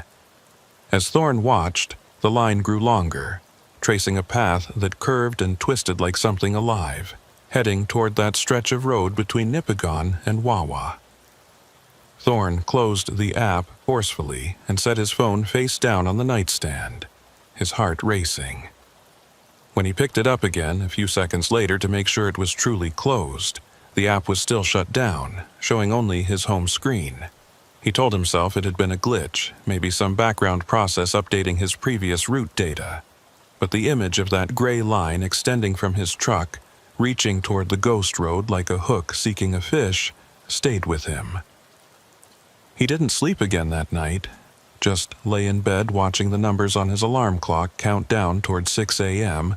when he'd need to get up and start preparing for the run.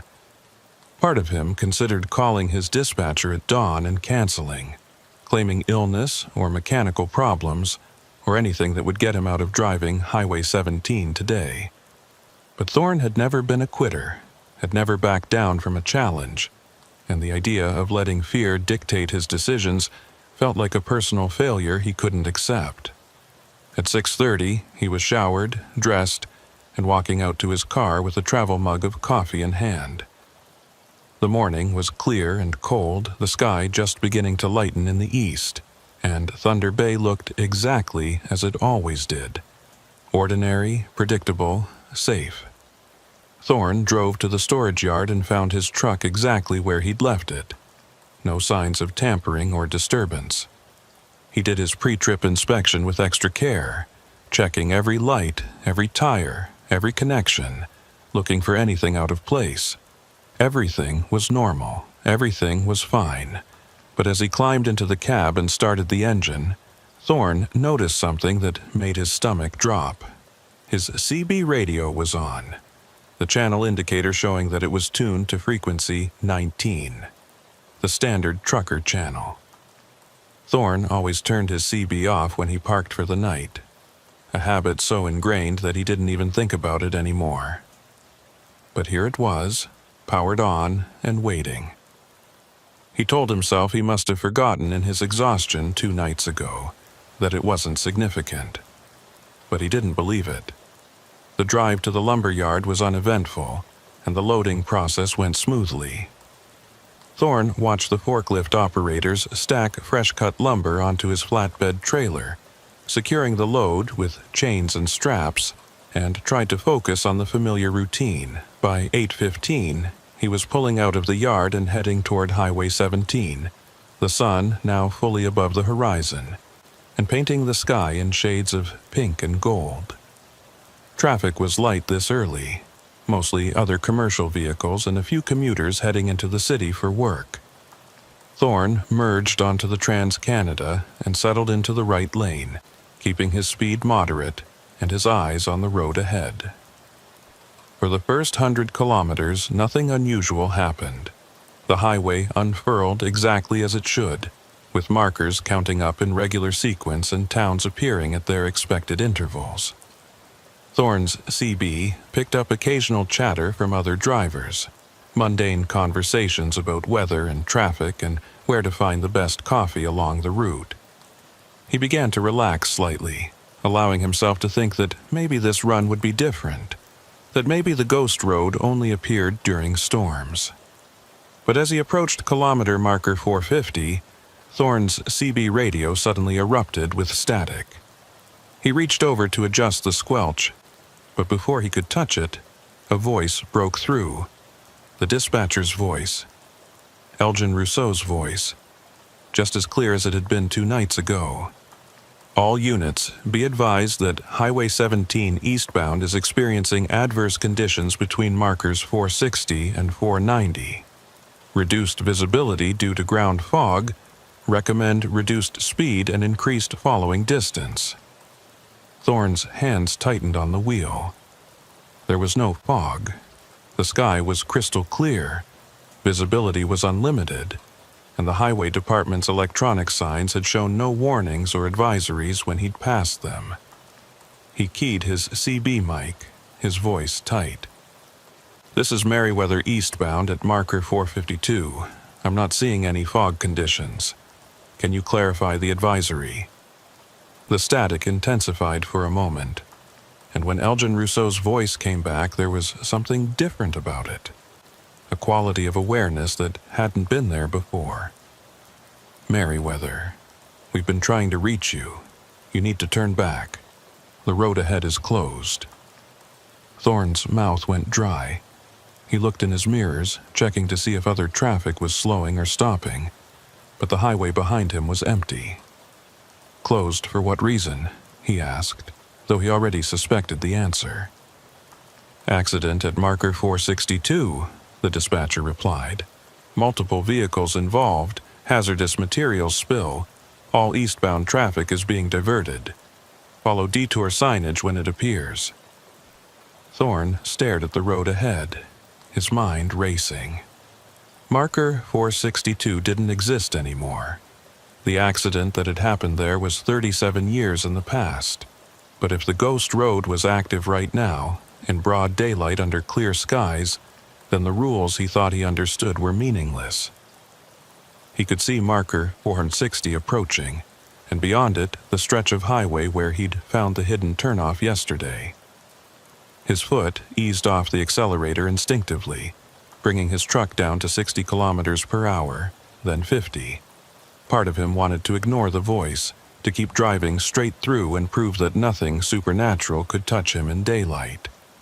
But a stronger part remembered the fear in Paul Gagnon's voice, remembered the empty maintenance truck and the figure of Maida Kincross standing in the snow. At marker 470, Thorne made a decision. He pulled onto the shoulder, set his parking brake, and turned off his engine. If the ghost road wanted him, it would have to work harder than this. He wasn't going to willingly drive into whatever trap it was setting. The CB crackled again, and this time a different voice came through, younger, familiar, desperate. "Dispatch, this is Unit 12. I've been driving for hours and I can't find my way back to the highway. My fuel is almost gone. Please, I need help." Thorne grabbed his handset so hard his knuckles went white. "Paul, this is Merriweather. I can hear you. Where are you right now?" There was a pause, filled with the sound of wind and static. "I don't know. I'm on some kind of old road, all curves. Can't see more than 20 feet ahead. Trees on both sides, snow everywhere. I thought I was following a detour, but nothing looks right anymore." Thorne closed his eyes, trying to think. "Paul, listen to me carefully. You need to stop driving right now. Set your brakes and stay in your cab." "I can't stop." Paul's voice was rising toward panic. "Something's following me. I can see headlights in my mirrors, getting closer. If I stop, they'll catch me." Thorne felt a chill run down his spine. "What do you mean, catch you? Who's following you?" But instead of Paul's voice, Elgin Rousseau's dispatcher tone cut back in. Unit 12, maintain your current speed and direction.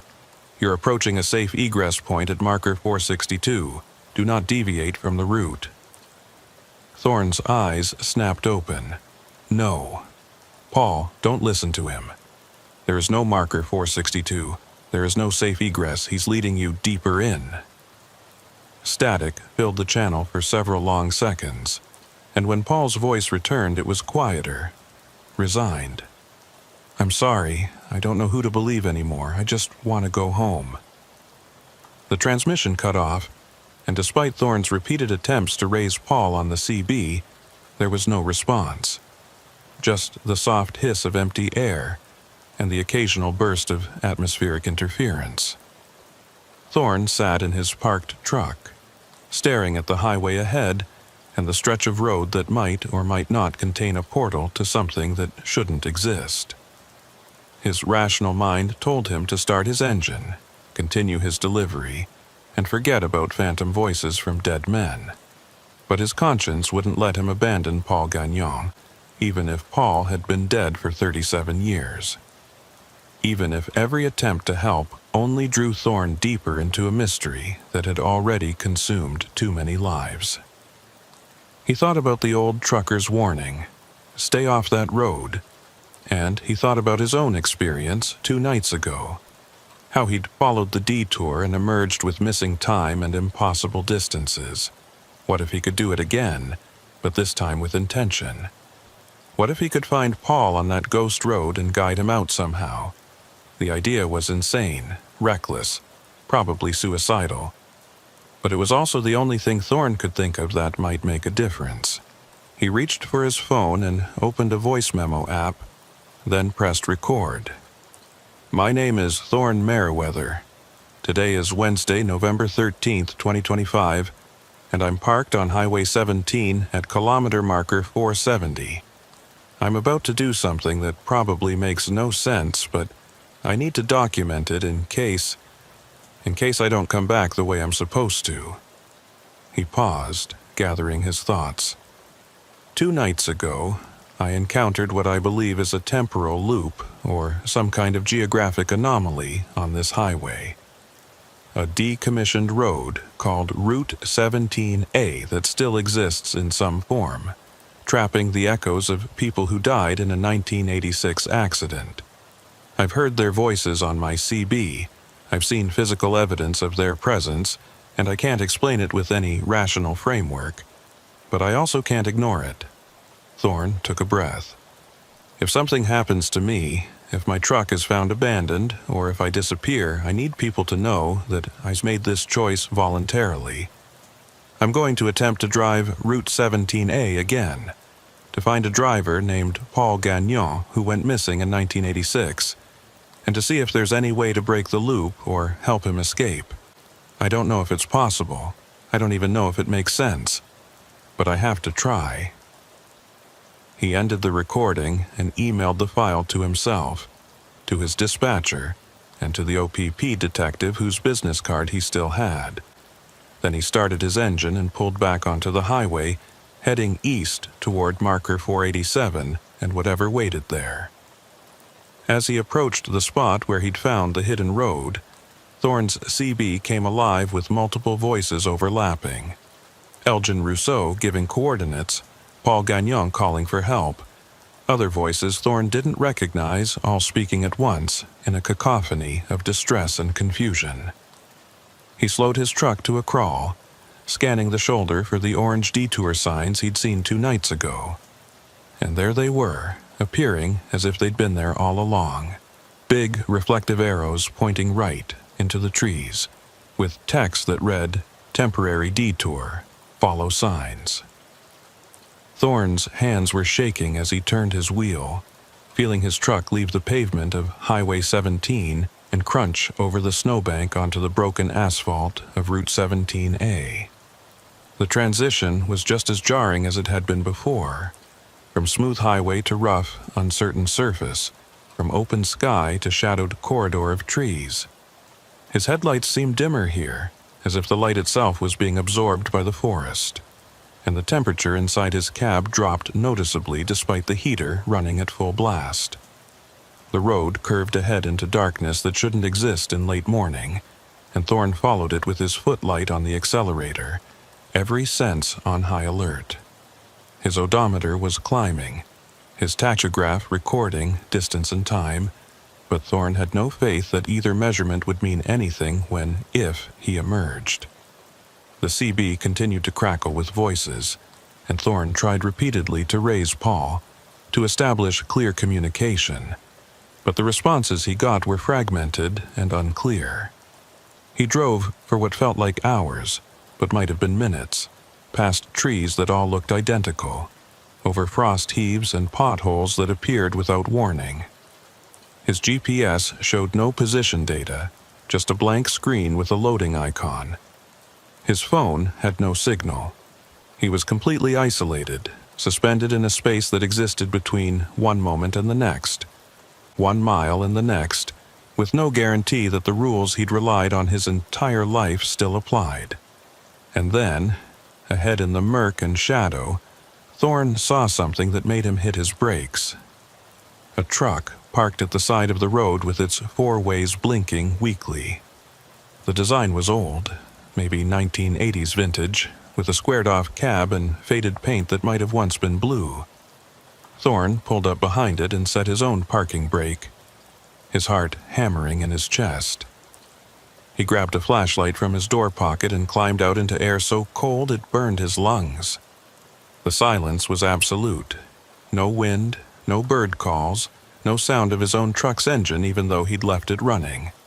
Thorne approached the parked truck cautiously, playing his flashlight beam over its exterior. The license plate was dated 1986, and the name painted on the door read Northern Ontario Transport Services. Thorne's breath caught. This was Paul Gagnon's truck.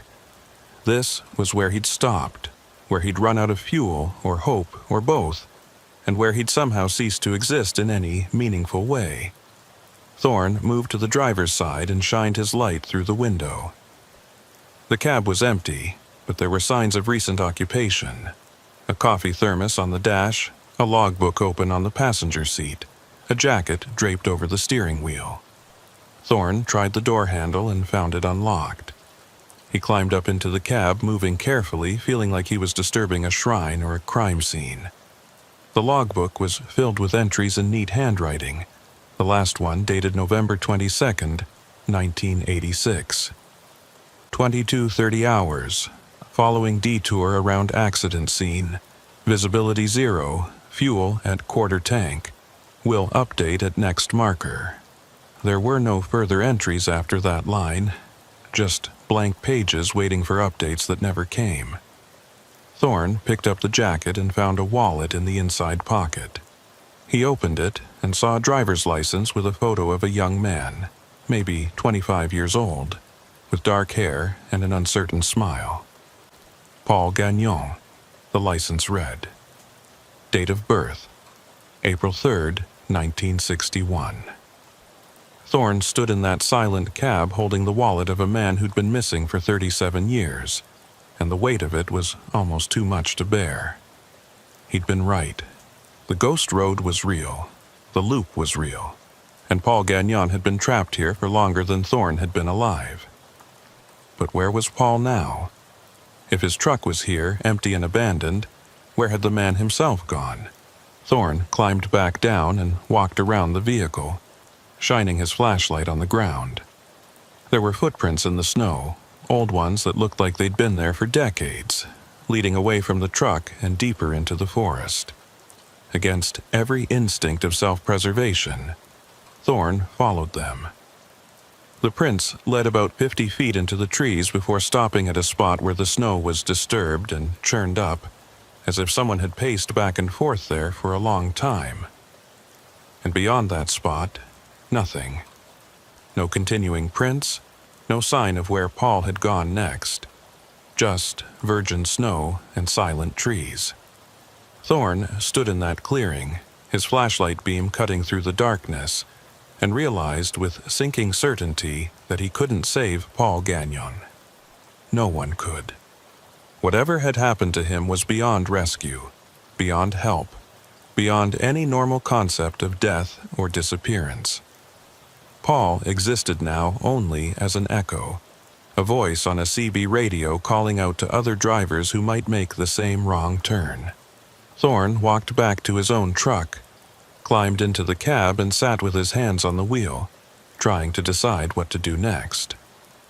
He could continue forward, could see where this road led, could maybe find Maida Kincross and Elgin Rousseau and all the others who were caught in this loop.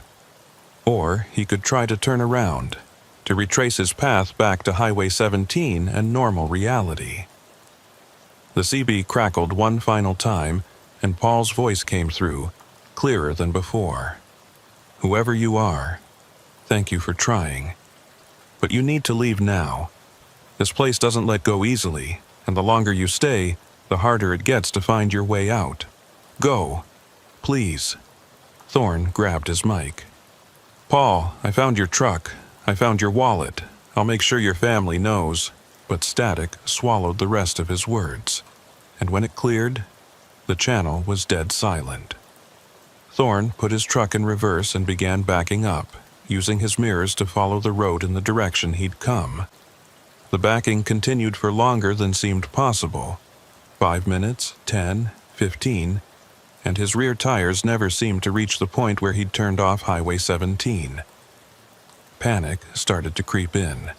The realization that maybe Paul was right. Maybe the road didn't want to let him leave.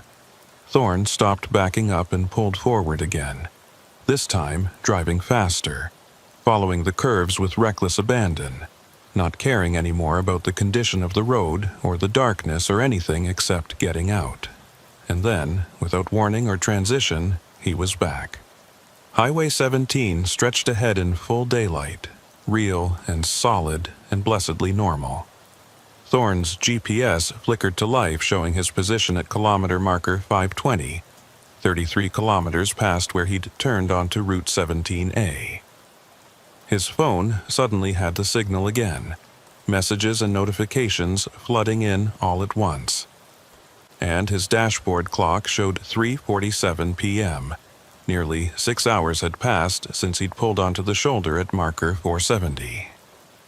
Thorne pulled into the first rest stop he could find and just sat there, shaking and trying to process what had happened.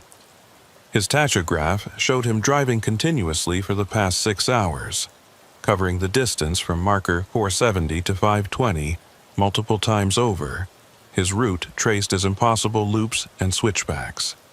His fuel gauge had dropped by over a quarter tank despite the relatively short distance covered on the highway, and when he checked his mirrors, he saw gray road dust covering his trailer and cab, dust that shouldn't be there after driving on modern paved highway. Thorne grabbed his phone and opened the voice memo app, hitting record with trembling fingers. Addendum to my previous recording. I drove Route 17A again. I found Paul Gagnon's truck, empty, abandoned. Found his wallet, his logbook, his last entry from 1986. I couldn't save him. I couldn't help him. He told me to leave, and I did, but I don't know if I actually got out or if I'm still in there somehow.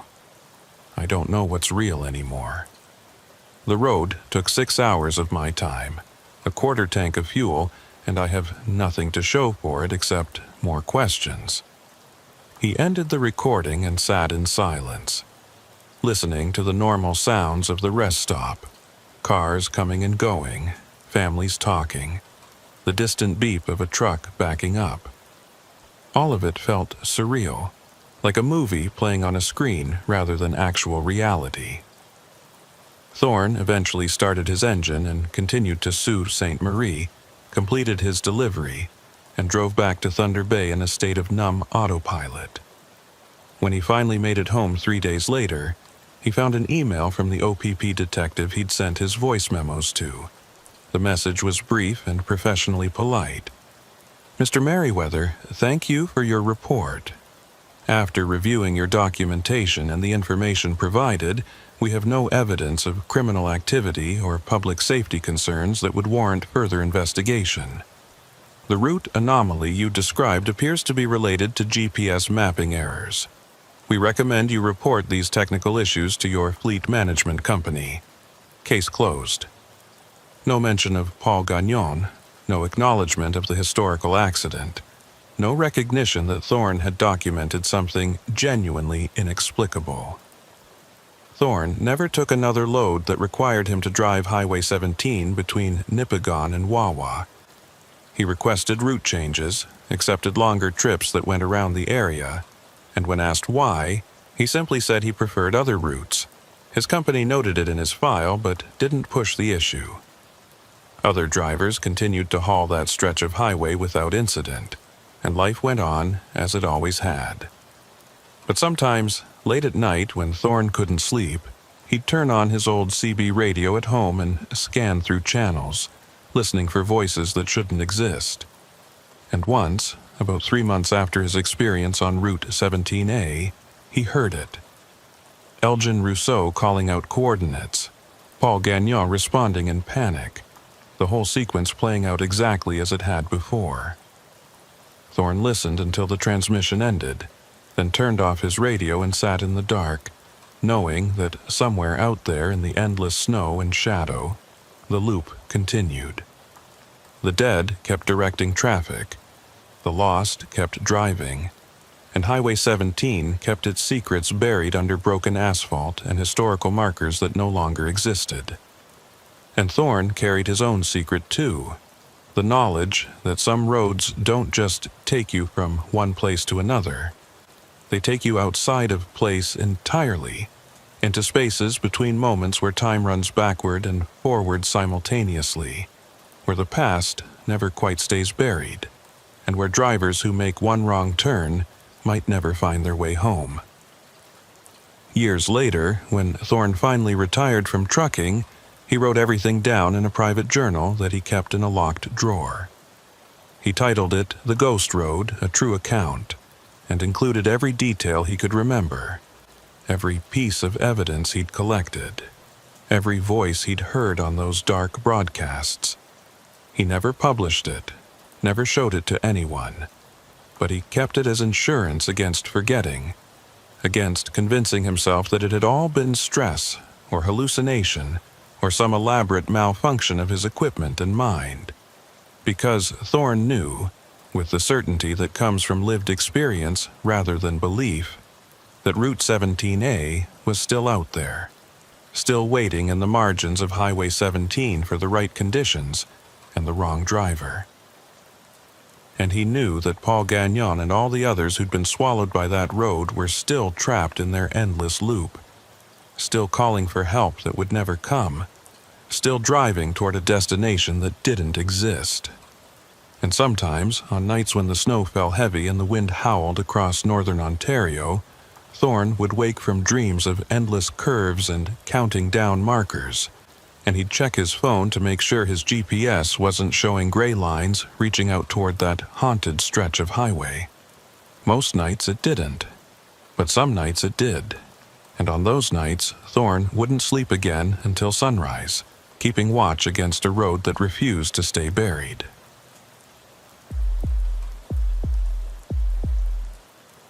Cormac Vale had been driving across the Saskatchewan prairies for 6 straight hours when his fuel warning light blinked on, a small orange icon that felt like an accusation in the gathering dusk.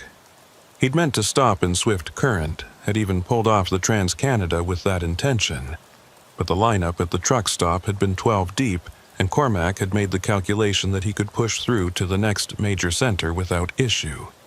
That calculation had been wrong. Now he was somewhere south of Highway 1 on a grid road that his GPS insisted would save him 40 minutes, watching his fuel gauge dip below the quarter tank mark while the sun bled out across an endless horizon of harvested wheat fields. The prairie stretched in all directions like an ocean frozen mid-wave, all gentle swells and distant grain elevators that looked like ships anchored against the coming night. It was beautiful in a desolate way, but beauty didn't help when you were running on fumes with no gas station in sight. Cormac had been hauling freight across Western Canada for nearly 15 years, and he knew better than to trust shortcuts on grid roads. especially this late in the season. November in Saskatchewan meant early darkness, unpredictable weather, and small towns that rolled up their sidewalks at 5 p.m. But his dispatcher had been pushing him hard on this run, emphasizing the delivery deadline in Regina and the penalty fees they'd face if he missed the window, and Cormac had let that pressure override his better judgment. Now he was paying for it. Watching kilometer markers tick by with agonizing slowness, while his fuel gauge continued its steady descent toward empty. His phone showed 2 bars of signal, enough to pull up a map, and he zoomed in on his current location looking for anything that might have fuel. The screen showed a spiderweb of grid roads, a handful of abandoned railway lines, and one small town about 15 kilometers ahead. No name on the map, just a gray dot indicating human habitation. Cormac tapped on it hopefully, but the information pop-up was sparse. Population, unincorporated. Services, unknown. It wasn't promising, but it was better than nothing. Cormac guided his rig south on the dirt grid road, the setting sun casting his shadow long across the stubble fields to his left. The road's surface was rough but passable, graded recently enough that the washboard hadn't gotten too severe, and his truck handled it well despite the 40-foot trailer he was pulling. The load was light, agricultural equipment parts heading to a dealership in Regina, so at least he didn't have to worry about bogging down if the road got soft. What concerned him more was the absolute emptiness of the landscape. In the past hour, he hadn't seen another vehicle, hadn't passed a farmhouse with lights on, hadn't even spotted cattle in the fields. Just endless stubble and sky. The two meeting at a horizon so flat and distant it seemed to curve with the earth itself. It was the kind of emptiness that made you understand why early settlers had gone mad out here, why some of them had written letters home describing the prairie as a vast nothing that swallowed sound and hope in equal measure. As full darkness settled in, Cormac's headlights became the only illumination for miles in any direction. The stars were coming out overhead, so many of them that the sky looked crowded, but they provided no useful light for navigation. His fuel gauge had dropped to the red zone now, maybe 30 kilometers of range left if he was lucky, and Cormac found himself unconsciously easing off the throttle to conserve every drop. The town should be close now, according to his odometer, and he strained his eyes looking for any sign of lights or structures ahead. For a long moment there was nothing, just the tunnel of his headlights cutting through darkness and the rhythmic bounce of his cab over the uneven road. Then, at the very limit of his vision, Cormac saw it, the silhouette of a grain elevator rising against the stars like a cathedral in the wilderness. The sight brought a surge of relief so intense it was almost physical. Where there was a grain elevator, there was usually a town, and where there was a town, there was usually fuel. Or at least there had been, once upon a time. As Cormac drew closer, his relief began to curdle into uncertainty. The grain elevator was definitely there. A massive wooden structure that must have been 40 or 50 feet tall. But there were no lights around it. No street lamps, no illuminated signs, no glow of windows from nearby buildings. The elevator itself looked dark and abandoned, its paint peeling away in long strips that fluttered in the wind like dead skin. Cormac downshifted as he reached what must have been the town's main street. A dirt road slightly wider than the grid road he'd been following, with buildings lined up on either side like rotting teeth. His headlights swept across storefronts with broken windows, a church with its steeple listing to one side, houses with sagging porches and doors that hung open on broken hinges. The place looked like it had been dead for decades, one of those prairie ghost towns that had died when the railway stopped running, or the highway bypassed them, or the young people all moved away to cities that offered something more than dust and wind and endless sky. Cormac slowed his truck to a crawl, scanning both sides of the street for any sign of a gas station or even just a fuel pump attached to a store.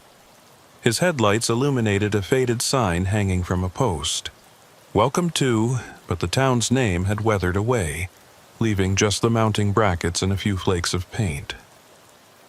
He continued down the main street, past what might have once been a general store, a post office, a cafe with tables still visible through the grimy windows. Everything was closed. Everything was dark, and Cormac was beginning to accept that he'd gambled wrong. This town was too far gone to offer anything useful, and he'd wasted precious fuel driving here. He was calculating whether he had enough diesel left to make it back to the Trans-Canada when his headlights caught something that made him hit his brakes. There was a light on in one of the houses, a warm yellow glow spilling out through intact windows onto a porch that looked recently swept.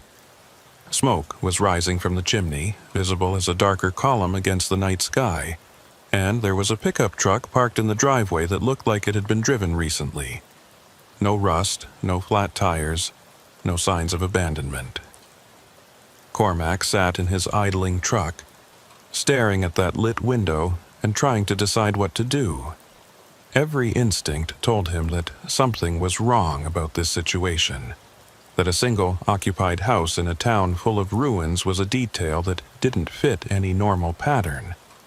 But his fuel gauge was telling him an even more urgent story, and the reality was that he needed help whether he liked it or not. He couldn't make it back to the highway, couldn't push forward to the next town, and sitting here until his tank ran dry would leave him stranded in the middle of nowhere with no easy way to get help.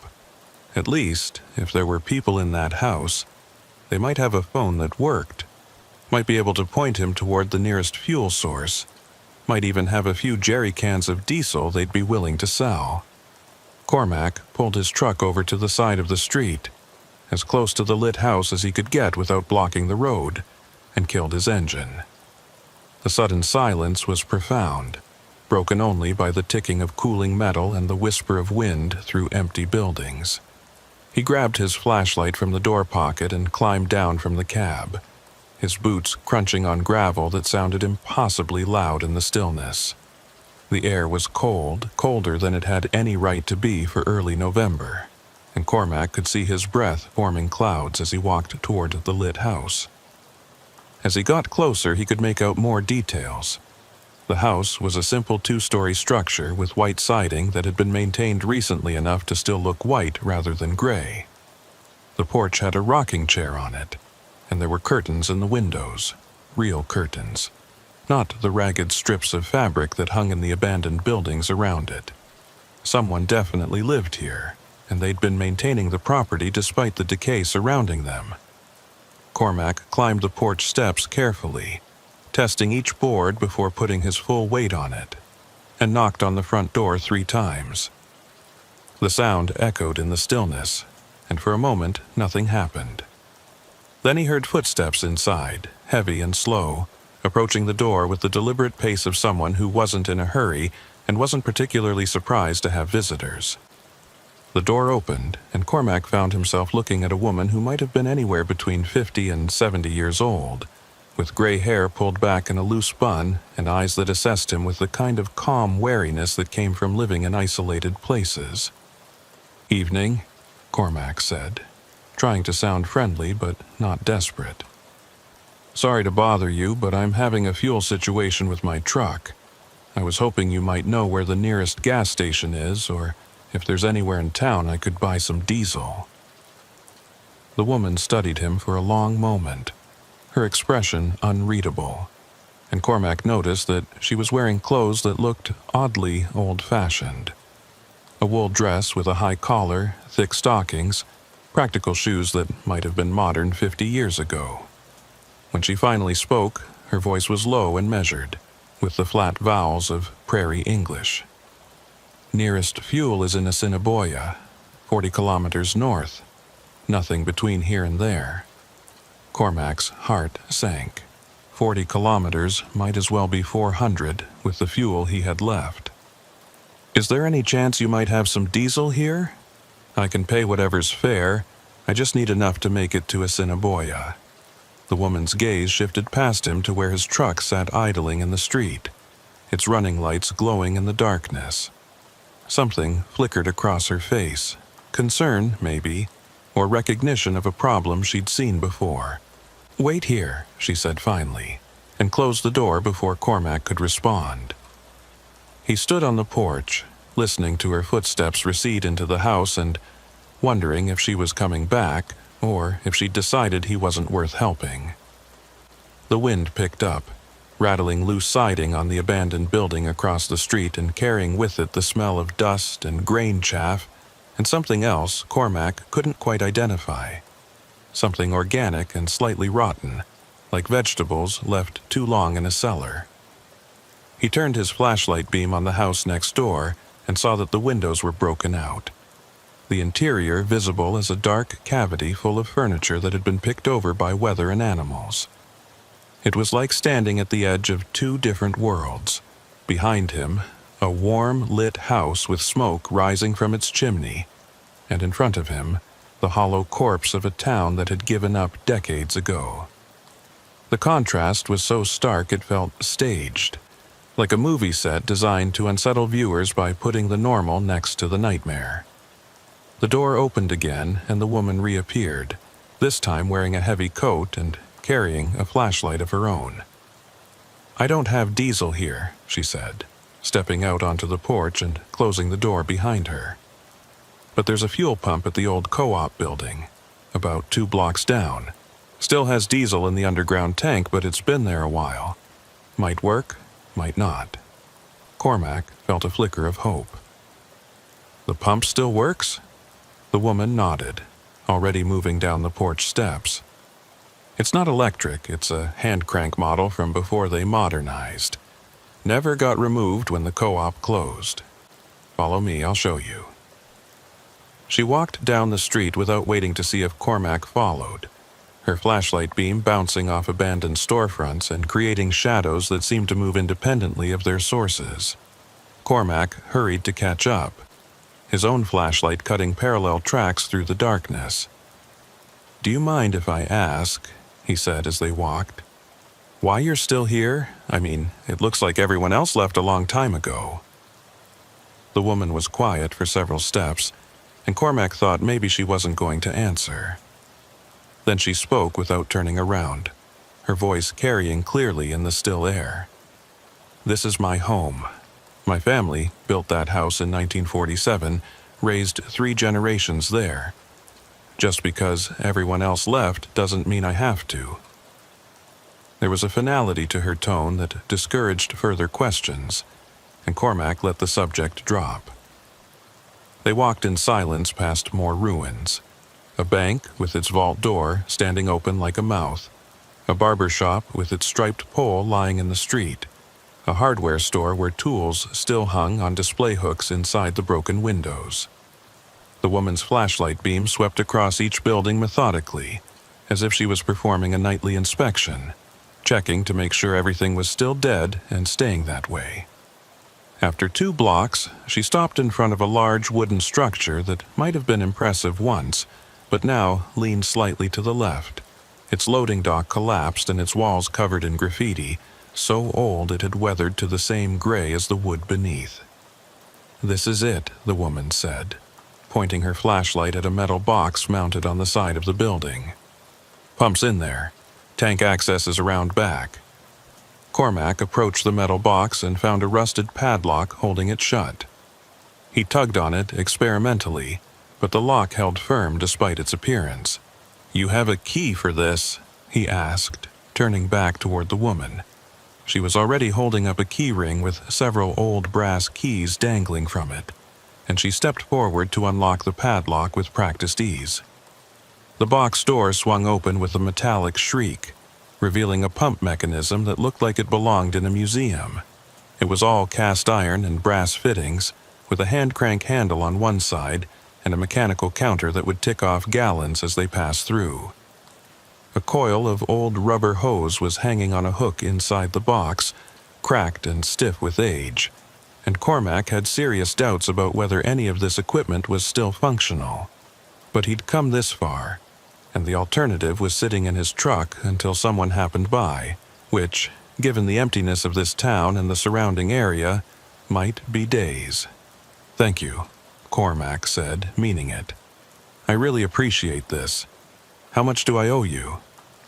The woman waved off the question with one hand. "Tank belongs to the co-op, not me.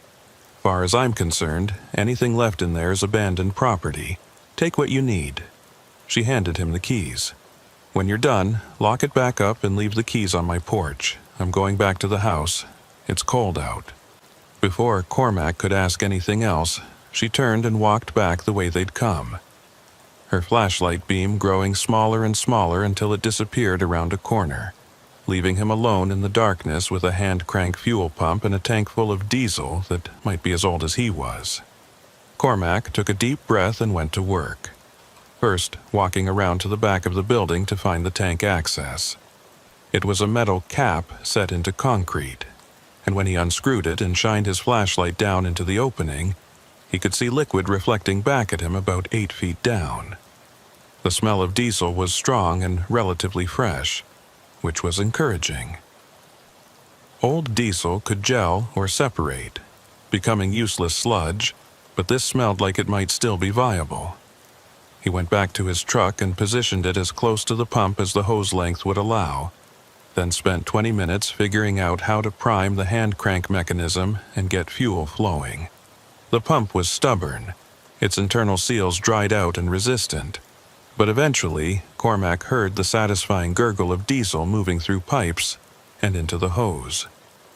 He filled his truck's tank slowly, working the hand crank in a steady rhythm while the mechanical counter ticked off gallons with clockwork precision. 20 gallons, 30, 40, enough to get him to Regina and back to civilization. As he worked, Cormac became aware of sounds in the darkness around him. Not threatening sounds exactly, but present ones. The creak of wood settling in cooling night air, the rattle of loose tin in the wind, and underneath it all a kind of low hum that might have been power lines or distant machinery or just the acoustic tricks that empty spaces played on human ears. He tried to ignore it and focus on the task at hand, but the longer he stood there cranking fuel from an abandoned tank in a dead town, the more wrong everything felt. When his tank was full, Cormac secured the pump hose and locked the metal box, slipping the keys into his jacket pocket to return to the woman's porch as promised. He climbed back into his cab and started the engine, feeling a surge of relief at the familiar diesel rumble. The fuel gauge needle climbed steadily toward full, and Cormac allowed himself to relax slightly. He'd gotten lucky, found exactly what he needed in the most unlikely place imaginable. Now, all he had to do was drive back to the grid road, navigate his way to the Trans-Canada, and put this strange detour behind him. He put the truck in gear and began the slow process of turning around on the narrow main street, using the width of abandoned properties to maneuver his trailer. As his headlights swept across buildings during the turn, Cormac caught movement in one of the upper windows of the general store. A flicker of something pale and quick, there and gone so fast he almost convinced himself he'd imagined it. But when he completed his turn and started driving back toward the woman's house to return her keys, he saw it again. This time in the doorway of the church. A figure, tall and thin, watching his truck pass. No features visible, just a silhouette darker than the shadows around it. Cormac's hands tightened on the steering wheel and he pressed slightly harder on the accelerator, eager now to complete his business and leave this town behind. He pulled up in front of the lit house and killed his engine, intending to make this quick, just drop the keys on the porch and go. But as he approached the house, he noticed something that stopped him cold. There were footprints in the dust of the porch. Lots of them.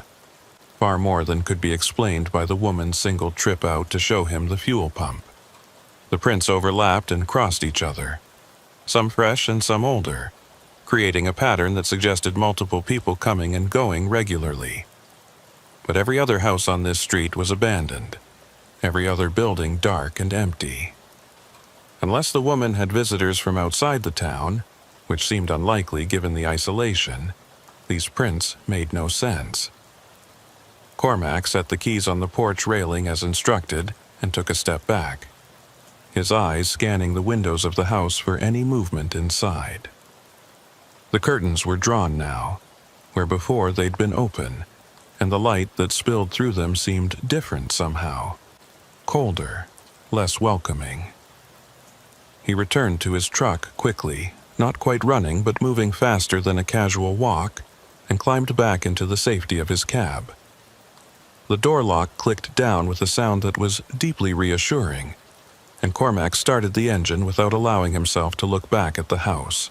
He drove slowly through the dead town, his headlights illuminating empty buildings and overgrown yards, and with every passing moment he felt a growing conviction that he'd missed something important, that there had been details in the periphery of his awareness that he should have paid closer attention to.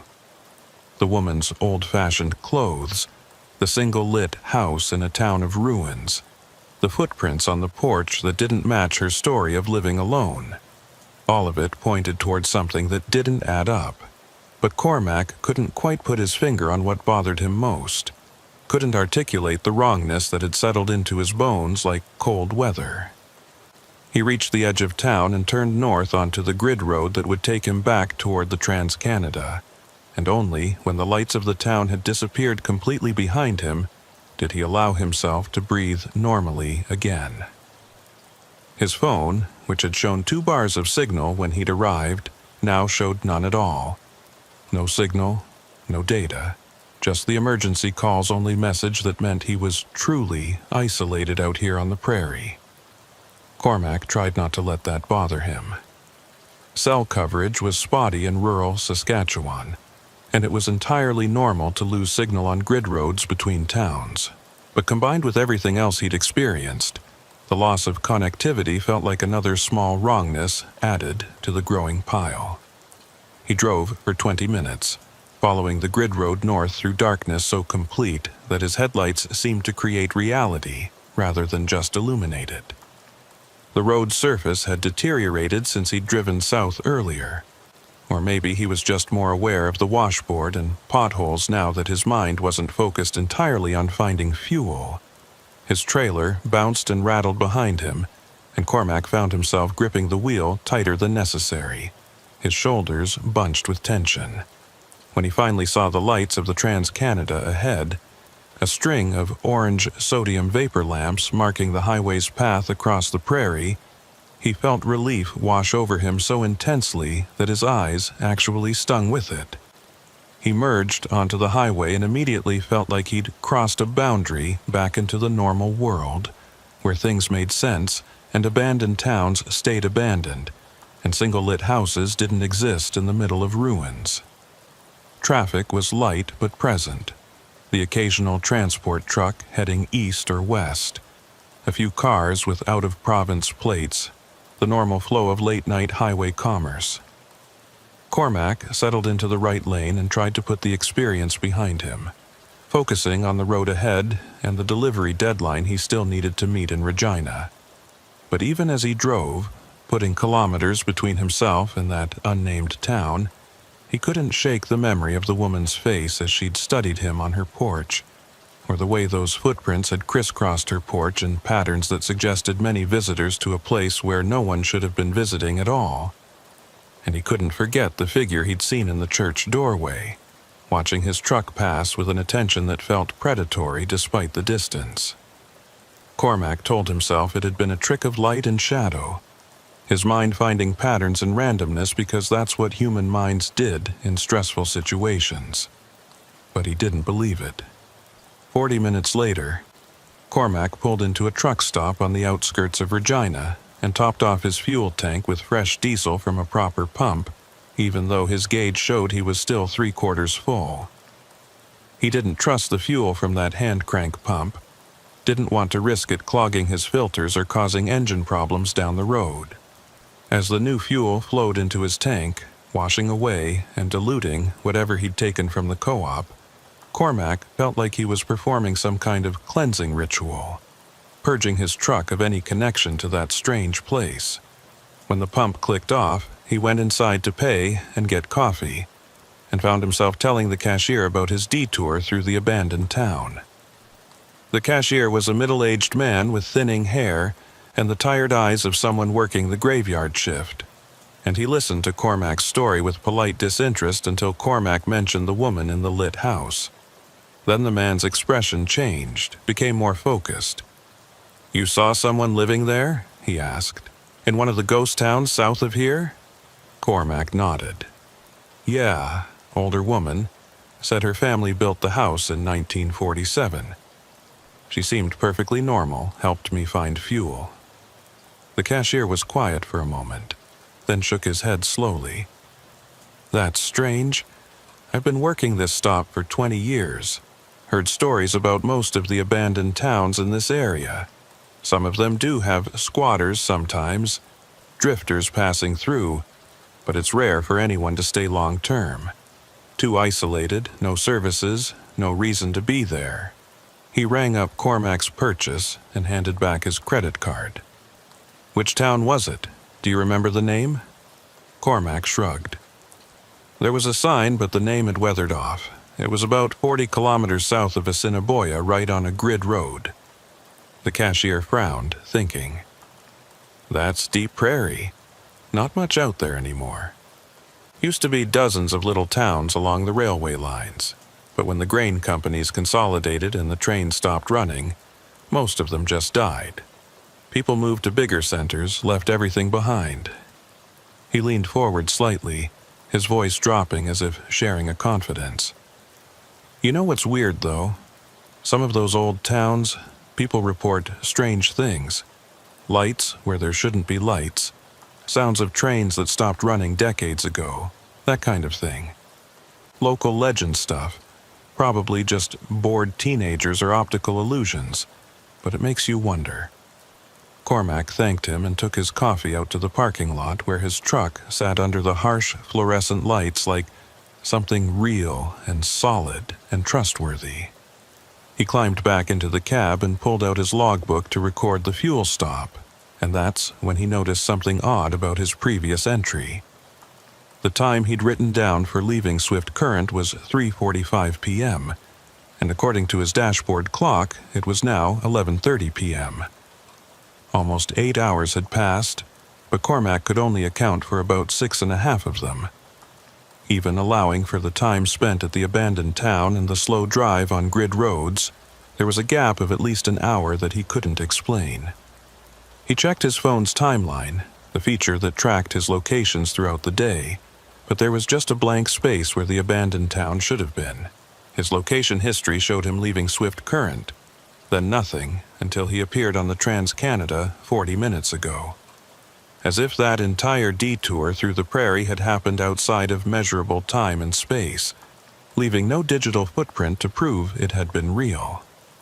Cormac stared at his phone screen, his coffee growing cold in his hand, and felt the first cold fingers of real fear beginning to wrap around his chest.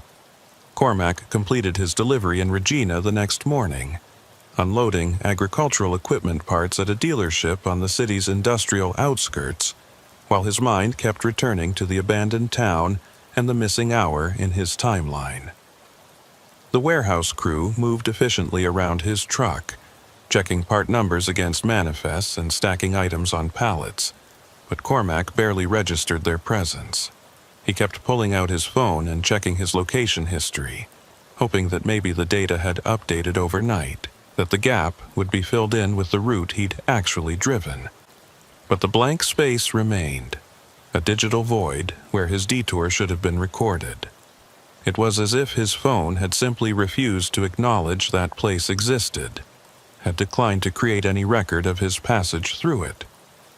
Cormac had heard about dead zones where cell towers couldn't reach, but he'd never experienced one that completely erased his location data rather than just pausing it.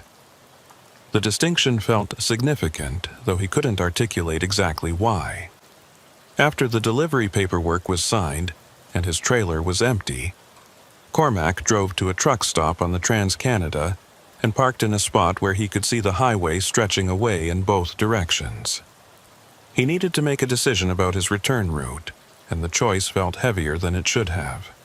His dispatcher had already sent him the details for his next load, a pickup in swift current that needed to be in Winnipeg by the end of the week.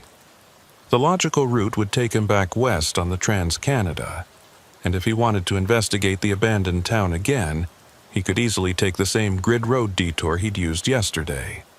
Part of him wanted to do exactly that, wanted to drive back there in daylight and photograph everything, to prove to himself that the place was real and collect evidence that might explain the strangeness he'd experienced. But another part of him, the part that had seen the figure in the church doorway and felt the wrongness of those overlapping footprints, wanted nothing more than to stay on the main highway and never think about that town again. Cormac opened his laptop and pulled up satellite imagery of the area, zooming in on the grid roads south of Assiniboia. The satellite view showed exactly what he'd expect: a network of dirt roads cutting through agricultural land in perfect north-south, east-west grids. He could see abandoned farmsteads here and there, their buildings reduced to gray rectangles in the overhead view, and several towns that looked deceased from orbit. But when he tried to pinpoint the exact location where he'd turned off the grid road, where that town with the single lit house should have been, the imagery became strangely degraded. The resolution dropped dramatically, becoming pixelated and blurred, as if the satellite had malfunctioned while passing over that particular section of prairie. Cormac tried zooming in and out, refreshing the map data, even switching to different satellite providers, but the blur remained constant. It was a roughly circular area, maybe 2 kilometers in diameter, and within that circle he could make out the vague shape of what might be buildings, but no clear details. Just gray smudges that could have been anything. He sat back in his driver's seat and rubbed his eyes, trying to think through the situation logically. There were several possible explanations for what he'd experienced. The most mundane was that he'd simply lost track of time due to fatigue and stress, that the woman in the lit house had been real but unremarkable, and that his phone's GPS had glitched in a way that coincidentally erased his location data. The satellite imagery blur could be explained by cloud cover at the time the images were captured, or by deliberate degradation if the area fell under some kind of security restriction, though what would require security restrictions on empty prairie, Cormac couldn't imagine. But taken together, all these mundane explanations required an unlikely coincidence of separate technical failures and human errors. The alternative explanation was that something genuinely strange existed in that town, something that affected electronic devices and created gaps in recorded data. Something that could exist in a state between abandoned and occupied, dead and alive, present and absent. That explanation felt insane, like the plot of a horror movie rather than something that could happen to an experienced trucker on a routine delivery run. And yet Cormac couldn't dismiss it entirely, because he'd been there, had felt the wrongness with his own senses rather than just through the mediation of technology. His phone rang, breaking his spiral of thoughts, and Cormac saw his dispatcher's number on the screen. He answered on the second ring, trying to sound more alert than he felt. "Vale here." His dispatcher's voice came through with its usual brisk efficiency. "Cormac, just confirming you're clear for the Swift Current pickup. They're expecting you tomorrow morning between 8 and 10. Load's already staged. Should be a quick turnaround." Cormac hesitated, then asked, "What's the fastest route from Regina to Swift Current? I had some delays yesterday, and I want to make sure I build in enough buffer time." His dispatcher clicked something on his end, probably pulling up routing software. "Straight shot west on the Trans-Canada, about 240 kilometers. Road conditions are good, no construction delays reported. You should make it in under 3 hours easy." Another pause, then his dispatcher's voice took on a slightly different tone, more personal than professional. "Everything okay out there? Your GPS tracker showed some weird behavior yesterday afternoon, like you were off route for a while, but the signal was intermittent." Cormac chose his words carefully. "Yeah, I took a detour to find fuel. Cell coverage was spotty, so the tracker probably lost me for a bit. It wasn't exactly a lie, but it wasn't the whole truth either. His dispatcher seemed satisfied with the explanation. "No problem, just wanted to make sure you weren't having equipment issues. See you on the tracking board tomorrow." After the call ended, Cormac sat with his phone in his hand, staring at the blank screen and thinking about what his dispatcher had said. The GPS tracker had shown intermittent signal, which meant it hadn't gone completely dead. It had been cutting in and out, catching fragments of his location but not enough to build a continuous route. That was different from his phone's behavior, which had simply created a void in his location history. Two different systems, two different types of failure, both occurring at the same time and place. The coincidence bothered him more than he wanted to admit. He decided to search online for information about the abandoned towns in that area, to see if anyone else had reported strange experiences or unexplained phenomena. The search results were frustratingly vague. There were historical societies that documented Saskatchewan's ghost towns, complete with photos and stories about why each community had died, but nothing about ongoing strangeness. A few urban exploration blogs featured photos of abandoned grain elevators and collapsed buildings, but the bloggers treated them as purely historical subjects rather than places where anything unusual still occurred. Cormac did find one discussion thread on a trucker forum where someone had mentioned weird vibes on certain grid roads, but the responses had been mostly jokes and skepticism. One comment stood out, though, posted by a user with the handle Prairie Holler 87. "I've driven past some of those old towns late at night and I swear sometimes you can see lights where there shouldn't be any. Not like car lights or stars, but window lights, like someone's home. But if you stop and check it out, everything's dark and empty. I think it's some kind of optical illusion, maybe reflections from distant farmsteads, but it's definitely eerie." The post was 3 years old, and when Cormac tried to click on the user's profile to see if they'd written anything else about it, he found the account had been deleted.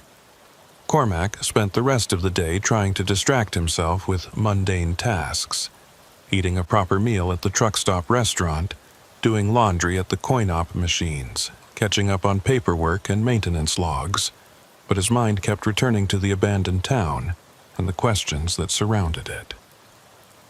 By evening, he'd made his decision. Tomorrow, after picking up his load in Swift Current, he would take the same grid road south and find that town again. This time, he'd be prepared.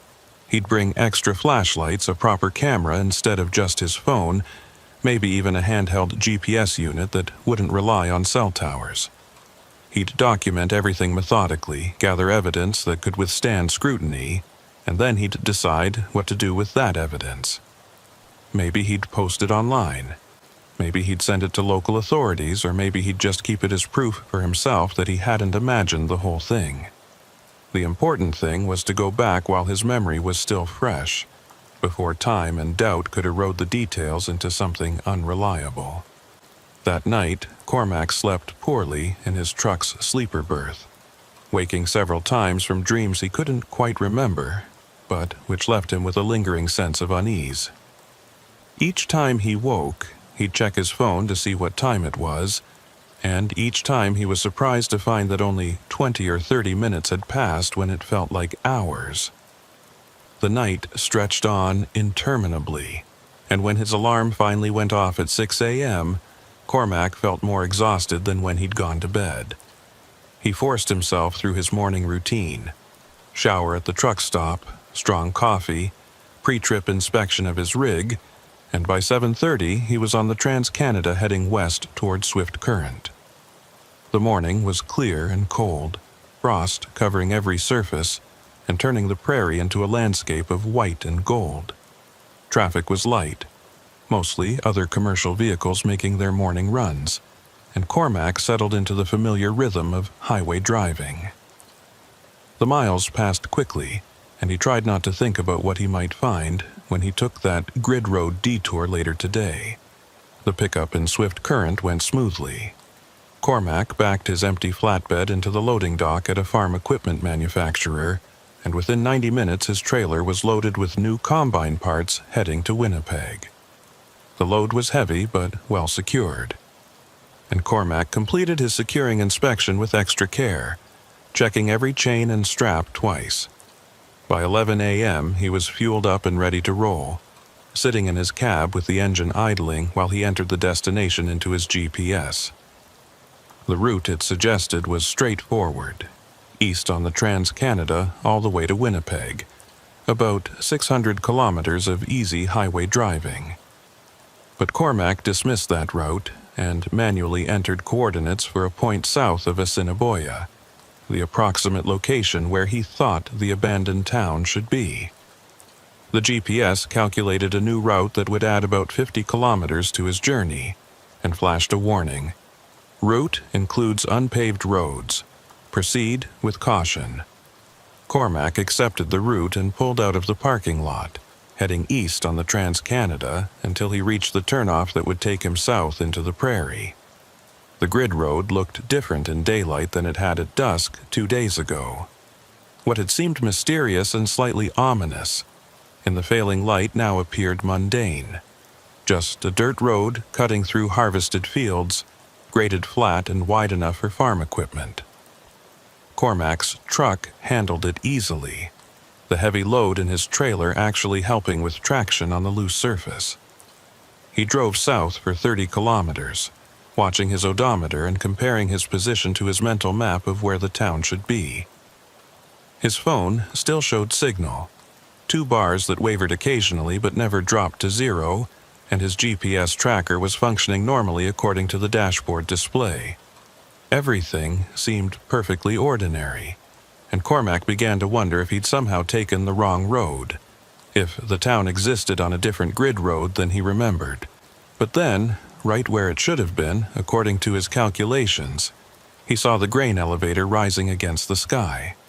His heart rate kicked up immediately, adrenaline flooding his system in a way that felt disproportionate to the simple sight of an old building.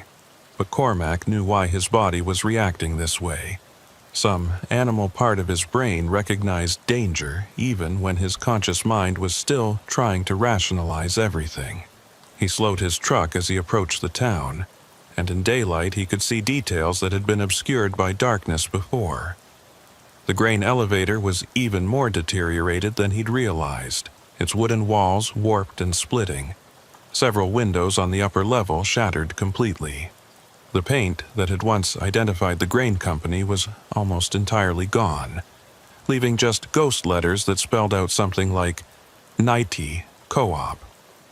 The main street of the town stretched ahead, and Cormac could now count the buildings, maybe 20 structures in total, all in various states of collapse.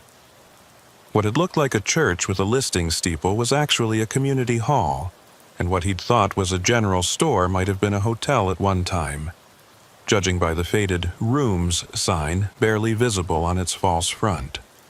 And there, 3 buildings down on the right side of the street, was the house with the white siding. In daylight it looked less maintained than it had at night.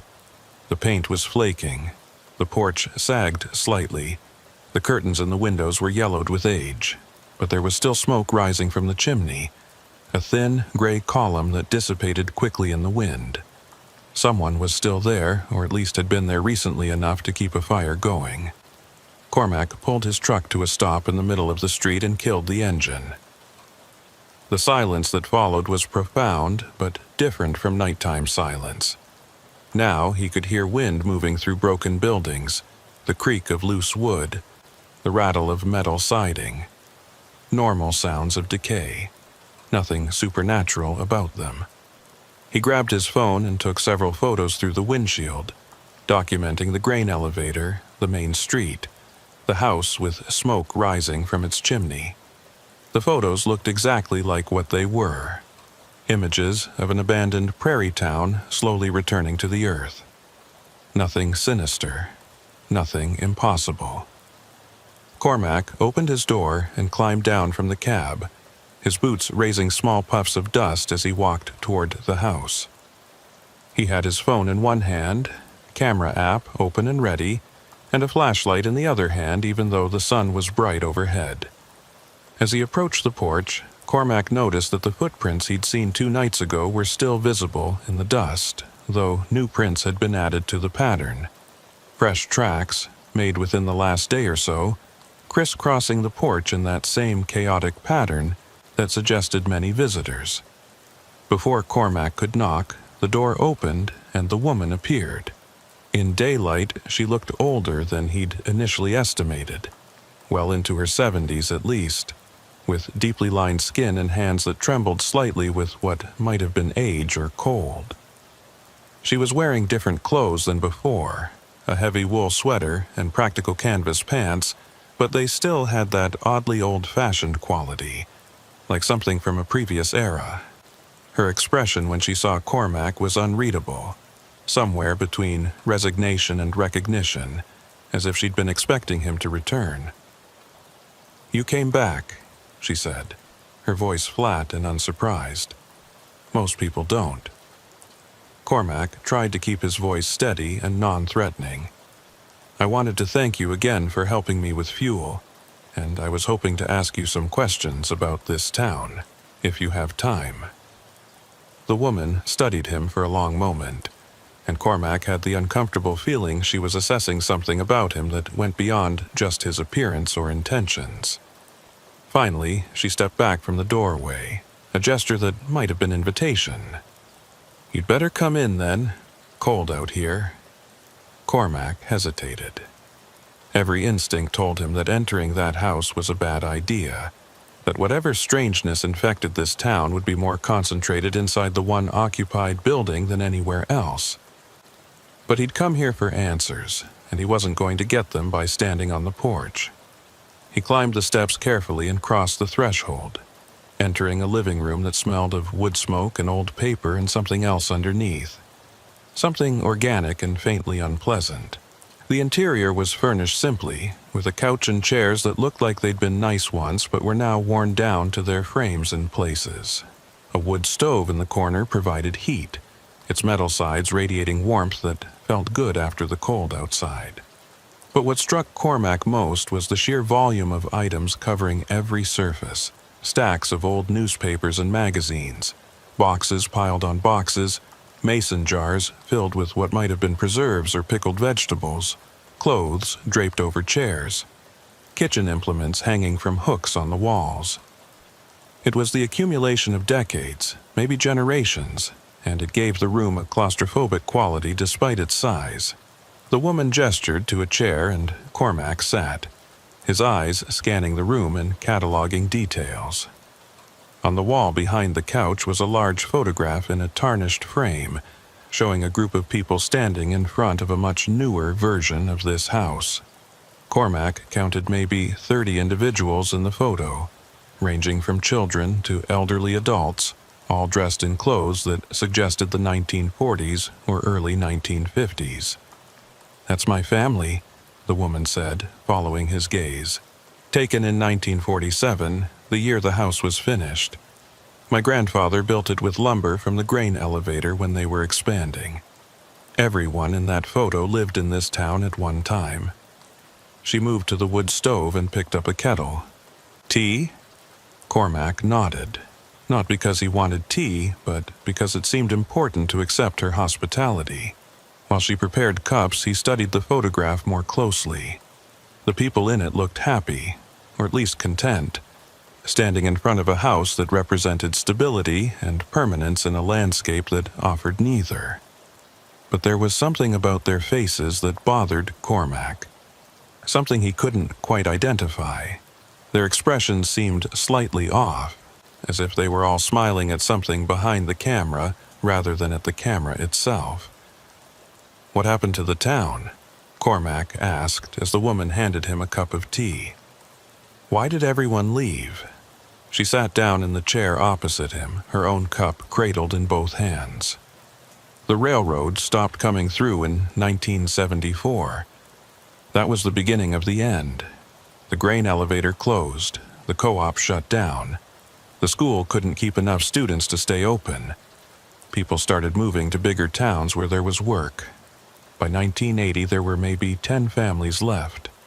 By 90, just 3. By 2000, just me.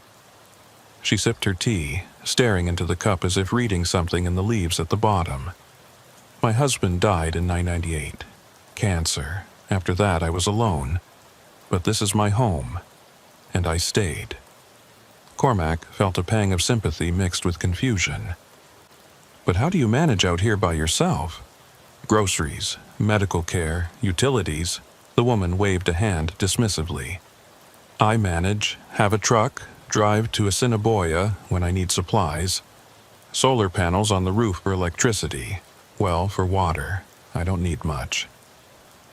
It was a plausible explanation, but something about it didn't quite fit. Cormac hadn't seen a truck parked at the house last night, though he supposed it could have been in a garage or shed he hadn't noticed. Can I ask your name? Cormac said, pulling out his phone. I'd like to document this if that's okay. Your story about staying in a town after everyone else left, it's remarkable. The woman's expression tightened slightly, and she set her cup down with a sound that was louder than necessary. Hester Longridge. Been a Longridge since I married in 1952, was a Cuthbert before that, and I'm not sure I want to be documented, young man. I value my privacy. Cormac lowered his phone. I understand. I'm sorry. I don't have to take pictures or record anything if you're not comfortable, but I am curious about something. 2 nights ago when I was here, I saw footprints on your porch. A lot of them, more than just yours. Do you get visitors?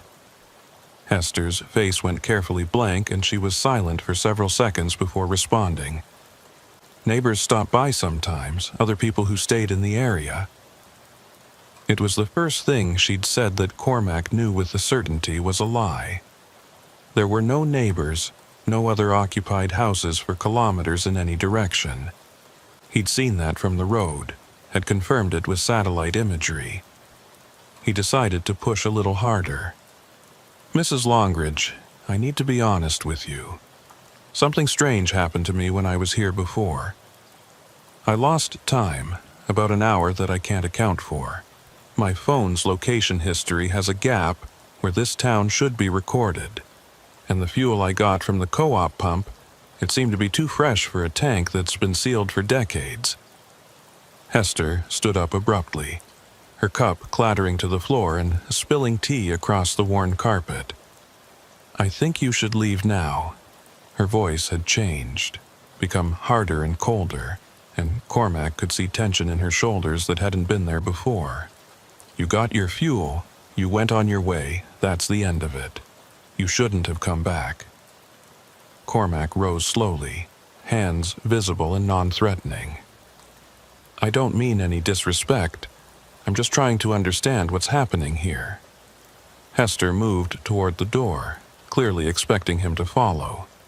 Some things aren't meant to be understood. Some places should be left alone. You're not from here. You don't know how things work out on the prairie. Old places have old rules, and breaking those rules brings nothing but trouble. Before Cormac could respond, there was a knock at the door. Not a normal knock. It was rhythmic and precise. 3 sharp raps, followed by 2 softer ones, followed by 3 sharp ones again. Hester froze, her face draining of color so quickly that Cormac thought she might faint. The knock came again, the exact same pattern, and this time Cormac heard voices outside. Multiple voices speaking in unison, saying something he couldn't quite make out. Hester grabbed his arm with surprising strength, her fingers digging into his jacket. "Don't open that door," she hissed. "Don't look at them, don't speak to them, don't acknowledge them in any way." The fear in her voice was genuine and absolute, and it sent Cormac's own fear spiking upward. "Who is it?" he whispered. "What's out there?" Hester pulled him away from the door, backing deeper into the living room. The others. The ones who didn't leave when they should have, They're still here, in a manner of speaking. They come around sometimes, especially when there are visitors. They don't like visitors." The voices outside grew louder, and now Cormac could make out words. "Join us inside, Mrs. Longridge. We know you have company. We'd like to meet him properly." The tone was pleasant, almost cheerful, but there was something fundamentally wrong about it. The voices were too similar, like a chorus singing in perfect unison, and the words had a stilted quality, as if being read from a script. Cormac moved to the window and carefully pulled back the curtain just enough to see the porch, and what he saw made his breath catch. There were people out there, at least a dozen of them, standing on the porch and in the yard beyond. But they weren't moving naturally. They stood too still, their posture too rigid, their faces all turned toward the door with identical expressions of anticipation. And their clothes were wrong, decades out of date, the same styles Cormac had seen in the 1947 photograph on the wall. As he watched, one of them turned to look directly at the window where he stood, and Cormac saw that their eyes were clouded over with a milky white film, like cataracts but covering the entire surface. The figure smiled, showing too many teeth, and raised one hand in a slow wave. Cormac dropped the curtain and stepped back, his heart hammering. "What are they?" he asked, though he wasn't sure he wanted the answer. Hester had moved to the opposite side of the room, as far from the door and windows as possible. "They're what's left," she said quietly. "The people who loved this town too much to leave even after it died. They're bound to it somehow.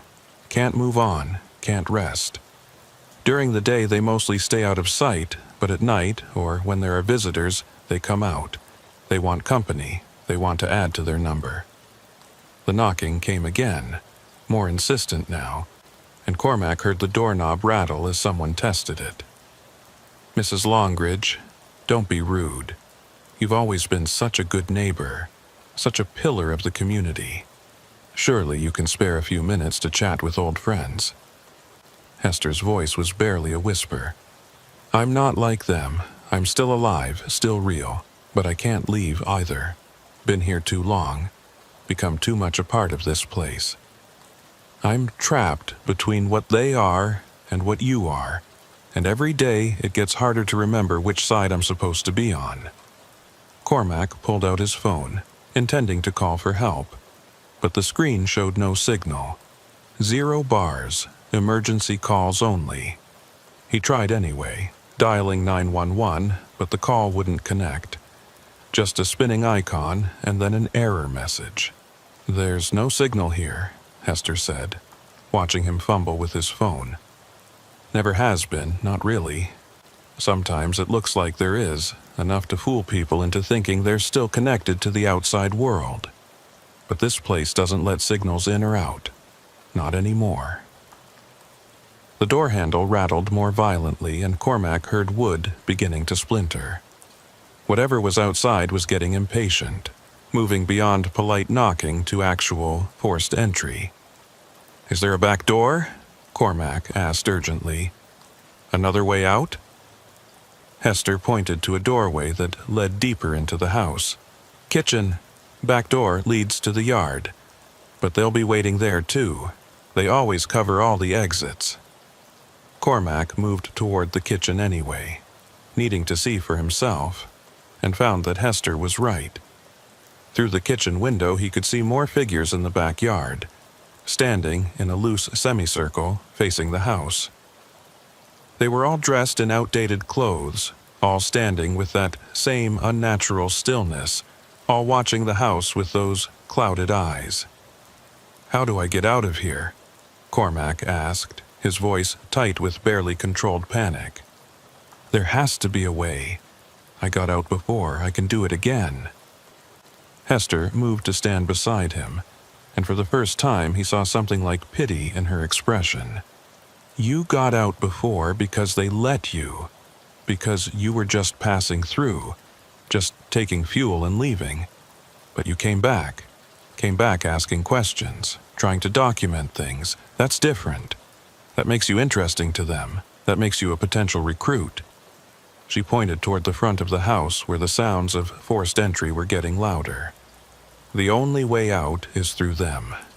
You'll have to walk past them, get to your truck, and drive away without stopping.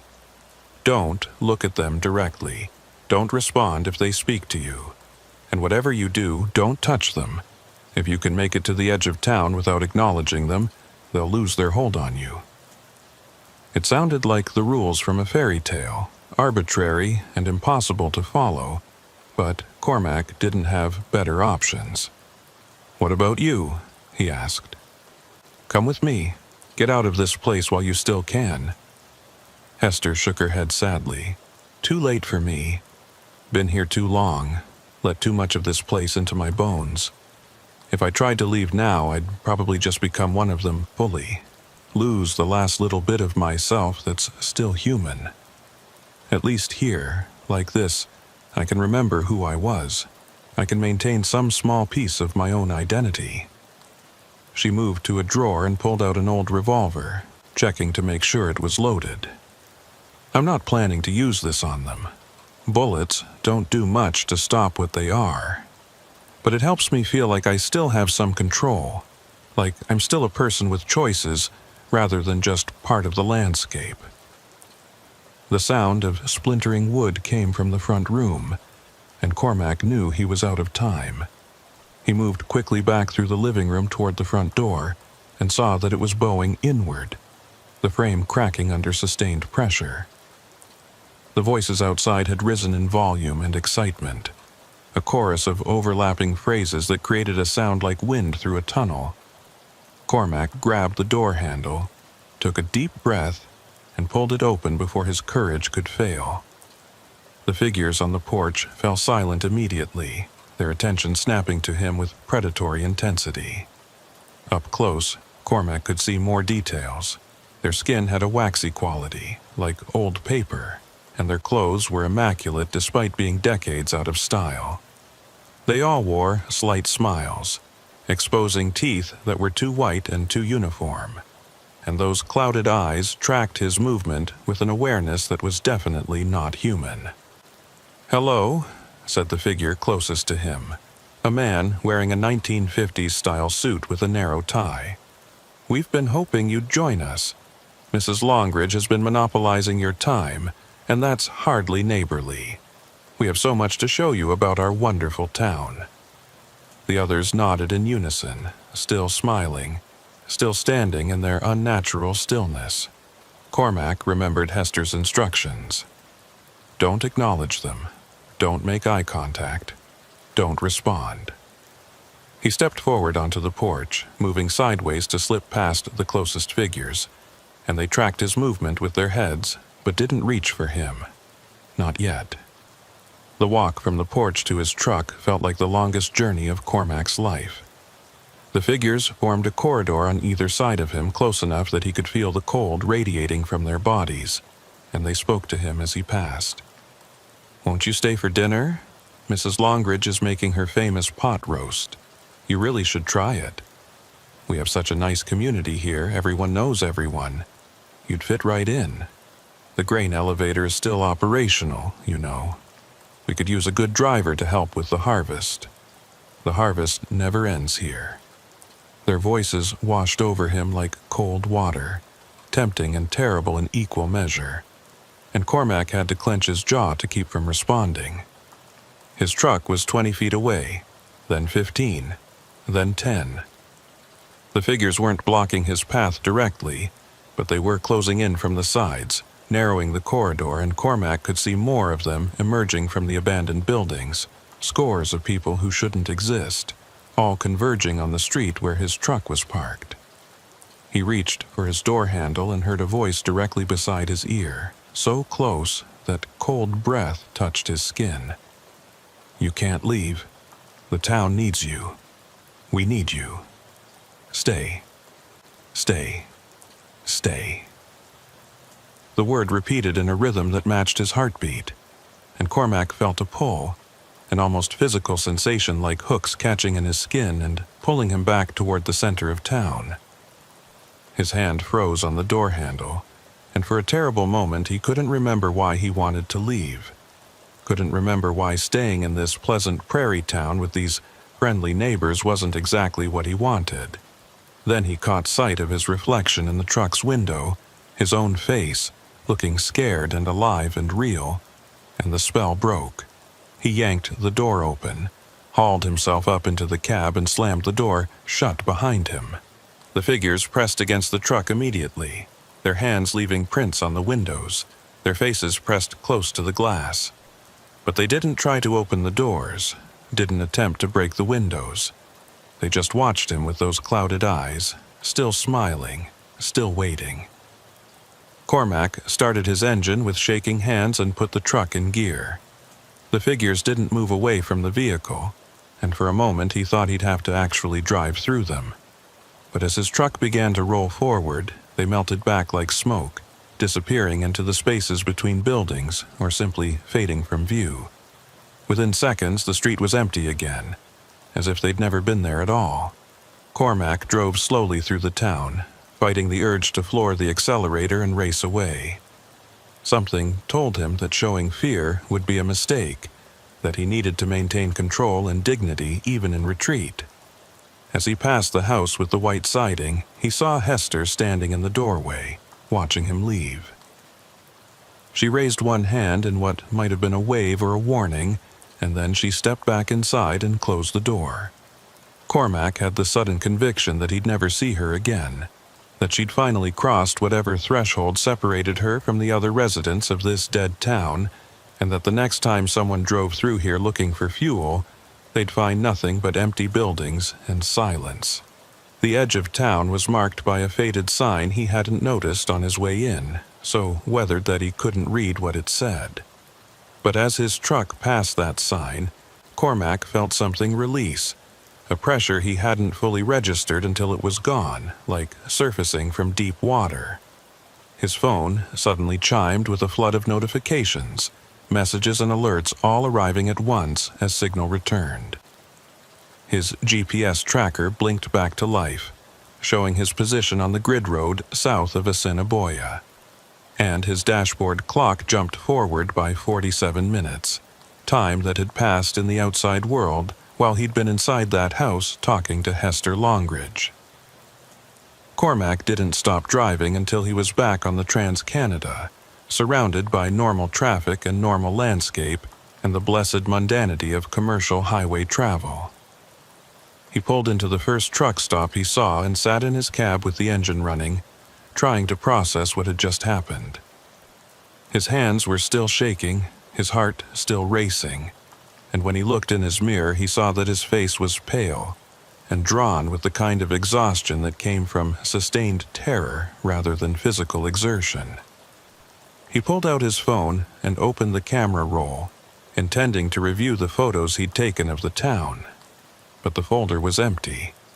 The images he'd captured were gone, replaced by corrupted file icons that wouldn't open. He tried his video app, thinking maybe he'd accidentally recorded video instead of stills, but that was empty too. Every piece of digital evidence he'd intended to collect had been erased or corrupted, leaving him with nothing but his own memory to prove that the experience had been real. Cormac sat in the parking lot for over an hour, watching normal people come and go from the truck stop, pumping gas and buying coffee and chatting on their phones like the world made sense. Eventually, he forced himself to get moving, to continue his delivery run to Winnipeg and act like nothing had happened. But he knew he'd been changed by the experience, knew that some part of him would always be back in that abandoned town, with those smiling figures and Hester Longridge's warning about old places and old rules. He drove east on the Trans-Canada, watching the prairie unfold around him, and couldn't help but wonder how many other dead towns were out there, populated by people who'd loved their homes too much to leave even after death. How many other travelers had taken wrong turns and found themselves trapped in places that existed outside normal time and space, places that fed on the living to sustain themselves. The delivery to Winnipeg was completed without incident 3 days later, and Cormac filed his logbook and paperwork with the same meticulous attention to detail he'd always maintained. But there was a gap in his records that couldn't be explained away. Those missing 47 minutes from when his GPS tracker had gone offline until it had come back.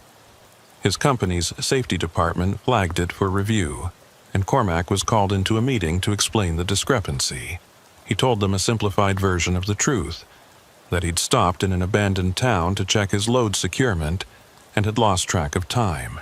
The explanation was accepted, but noted in his file as a concerning lapse, and Cormac knew that too many such incidents would eventually cost him his job. After that, he avoided grid roads entirely, sticking to major highways and authorized routes even when they added time and distance to his deliveries. He never mentioned what had happened to other drivers, never posted about it online, never tried to find that town again. The memory stayed with him, though, sharp and clear, and sometimes at night he'd wake from dreams of figures standing in the darkness outside his truck, smiling and waiting for him to acknowledge them. 6 months after his experience, Cormac was hauling a load through Saskatchewan on the Trans-Canada when he passed a highway sign he'd seen hundreds of times before. Assiniboia 45 km. On impulse, he pulled over at the next rest area and opened his laptop to check satellite imagery of the area south of that town, the same area he'd searched before. The blur was gone. The satellite view now showed clear, high-resolution images of the prairie, and Cormac could see the grid roads and abandoned farmsteads in perfect detail. He zoomed in on the location where the town should have been, the place where he'd gotten fuel and met Hester Longridge, and encountered the figures that shouldn't exist. What he saw made his blood run cold. There was nothing there.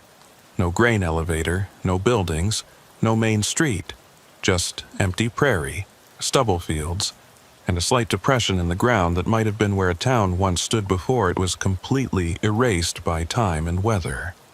According to the satellite timestamp, the image had been captured 2 weeks ago, meaning this wasn't old data. This was current, accurate photography of a landscape that contained nothing but grass and sky. Cormac zoomed in as far as the software would allow, searching for any sign that structures had ever existed in that location. He found a few geometric patterns in the earth that might have been building foundations, and what looked like a dirt track where the main street would have been. But there were no standing buildings, no grain elevator, no house with white siding.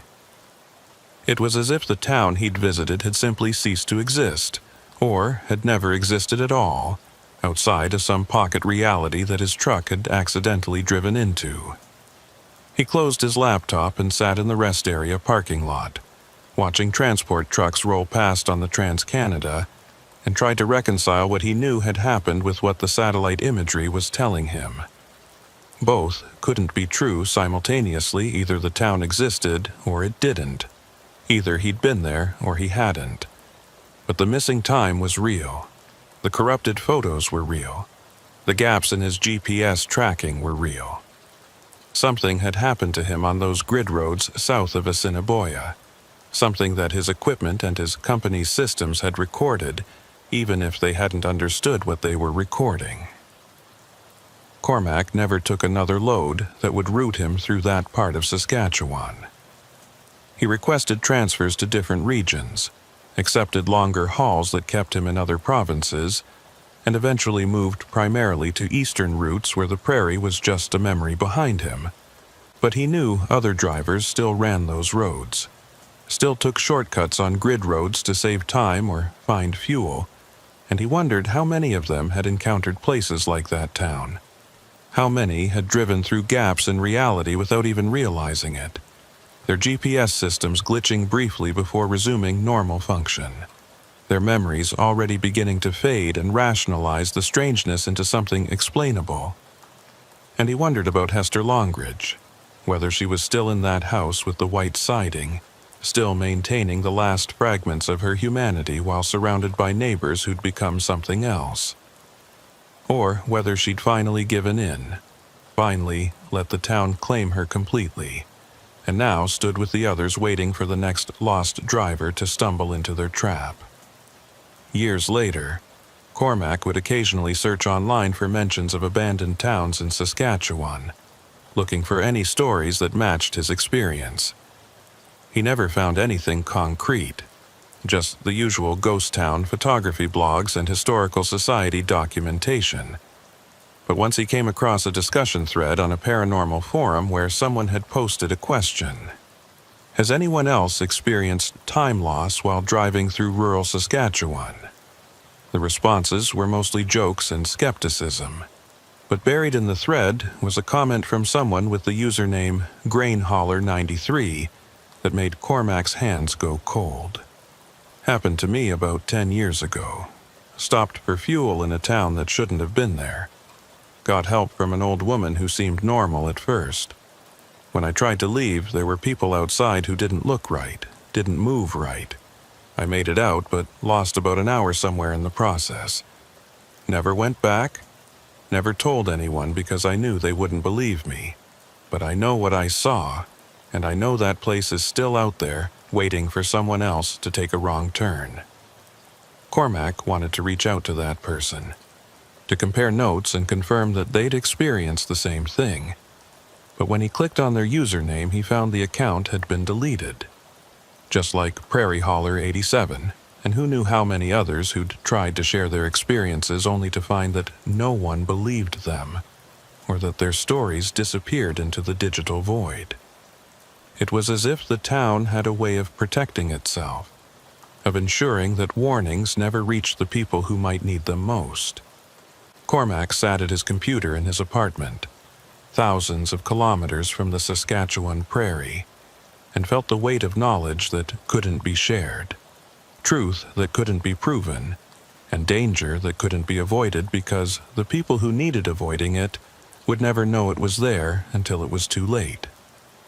He thought about writing his own warning, posting his story online with all the details he could remember, but he knew how it would be received, with skepticism and jokes and rational explanations that would dismiss everything he'd experienced as hallucination or fabrication. So instead, Cormac kept his silence and carried his knowledge alone. He continued driving trucks across Canada, sticking to major routes and avoiding shortcuts that might lead to places that existed in the margins of reality. He kept his logbooks meticulously accurate, his equipment properly maintained, his loads secured according to regulations. And he tried not to think about Hester Longridge standing in her doorway, waving goodbye to a man who'd just barely escaped the same fate she'd accepted for herself. Sometimes, late at night when he was pulled over at a rest stop trying to sleep, Cormac would turn on his CB radio and scan through channels, listening to the chatter of other drivers out there in the darkness. Mostly, it was mundane stuff. Weather reports, traffic conditions, complaints about dispatchers and delays. But occasionally, he'd hear something strange, a voice that didn't quite belong asking questions about abandoned towns, or reporting lost time, or describing encounters with people who didn't seem fully human. When that happened, Cormac would grab his handset and try to respond, try to offer whatever warning or advice he could. But his transmissions never seemed to reach the drivers who needed them most. Just static and silence and the frustrating knowledge that history was repeating itself somewhere out there on a dark grid road. The prairie kept its secrets, and the dead towns kept their residents, and drivers kept taking wrong turns that led them to places they couldn't explain afterward. And Cormac kept driving, kept watching his mirrors for signs of something following, kept checking his GPS for gaps that might indicate he'd driven through another pocket of wrongness. He'd gotten out once, but he knew with absolute certainty that he'd been lucky rather than skilled, and that luck had limits that skill didn't. The town, whatever it had been, whatever it still was, remained out there south of Assiniboia, waiting in patient hunger for the next traveler who needed fuel or shelter, or just a place to rest for a few minutes.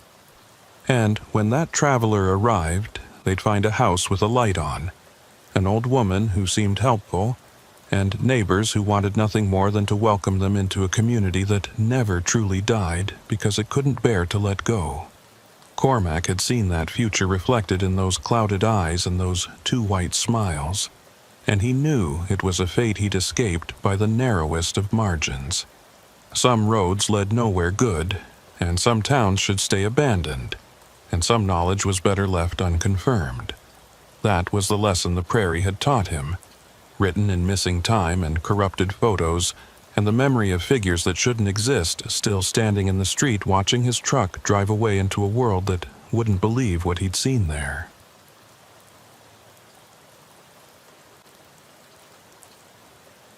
Hello, friends. Did you know nearly 80% of those who watch my videos aren't subscribed? If you enjoy these stories, please hit that subscribe button and leave a like. It really helps. Thank you for being here. By the way, where are you watching from? Let me know in the comments. Abner Tolliver had been driving trucks for 23 years, and in all that time, he'd learned to read the sky like other men read newspapers.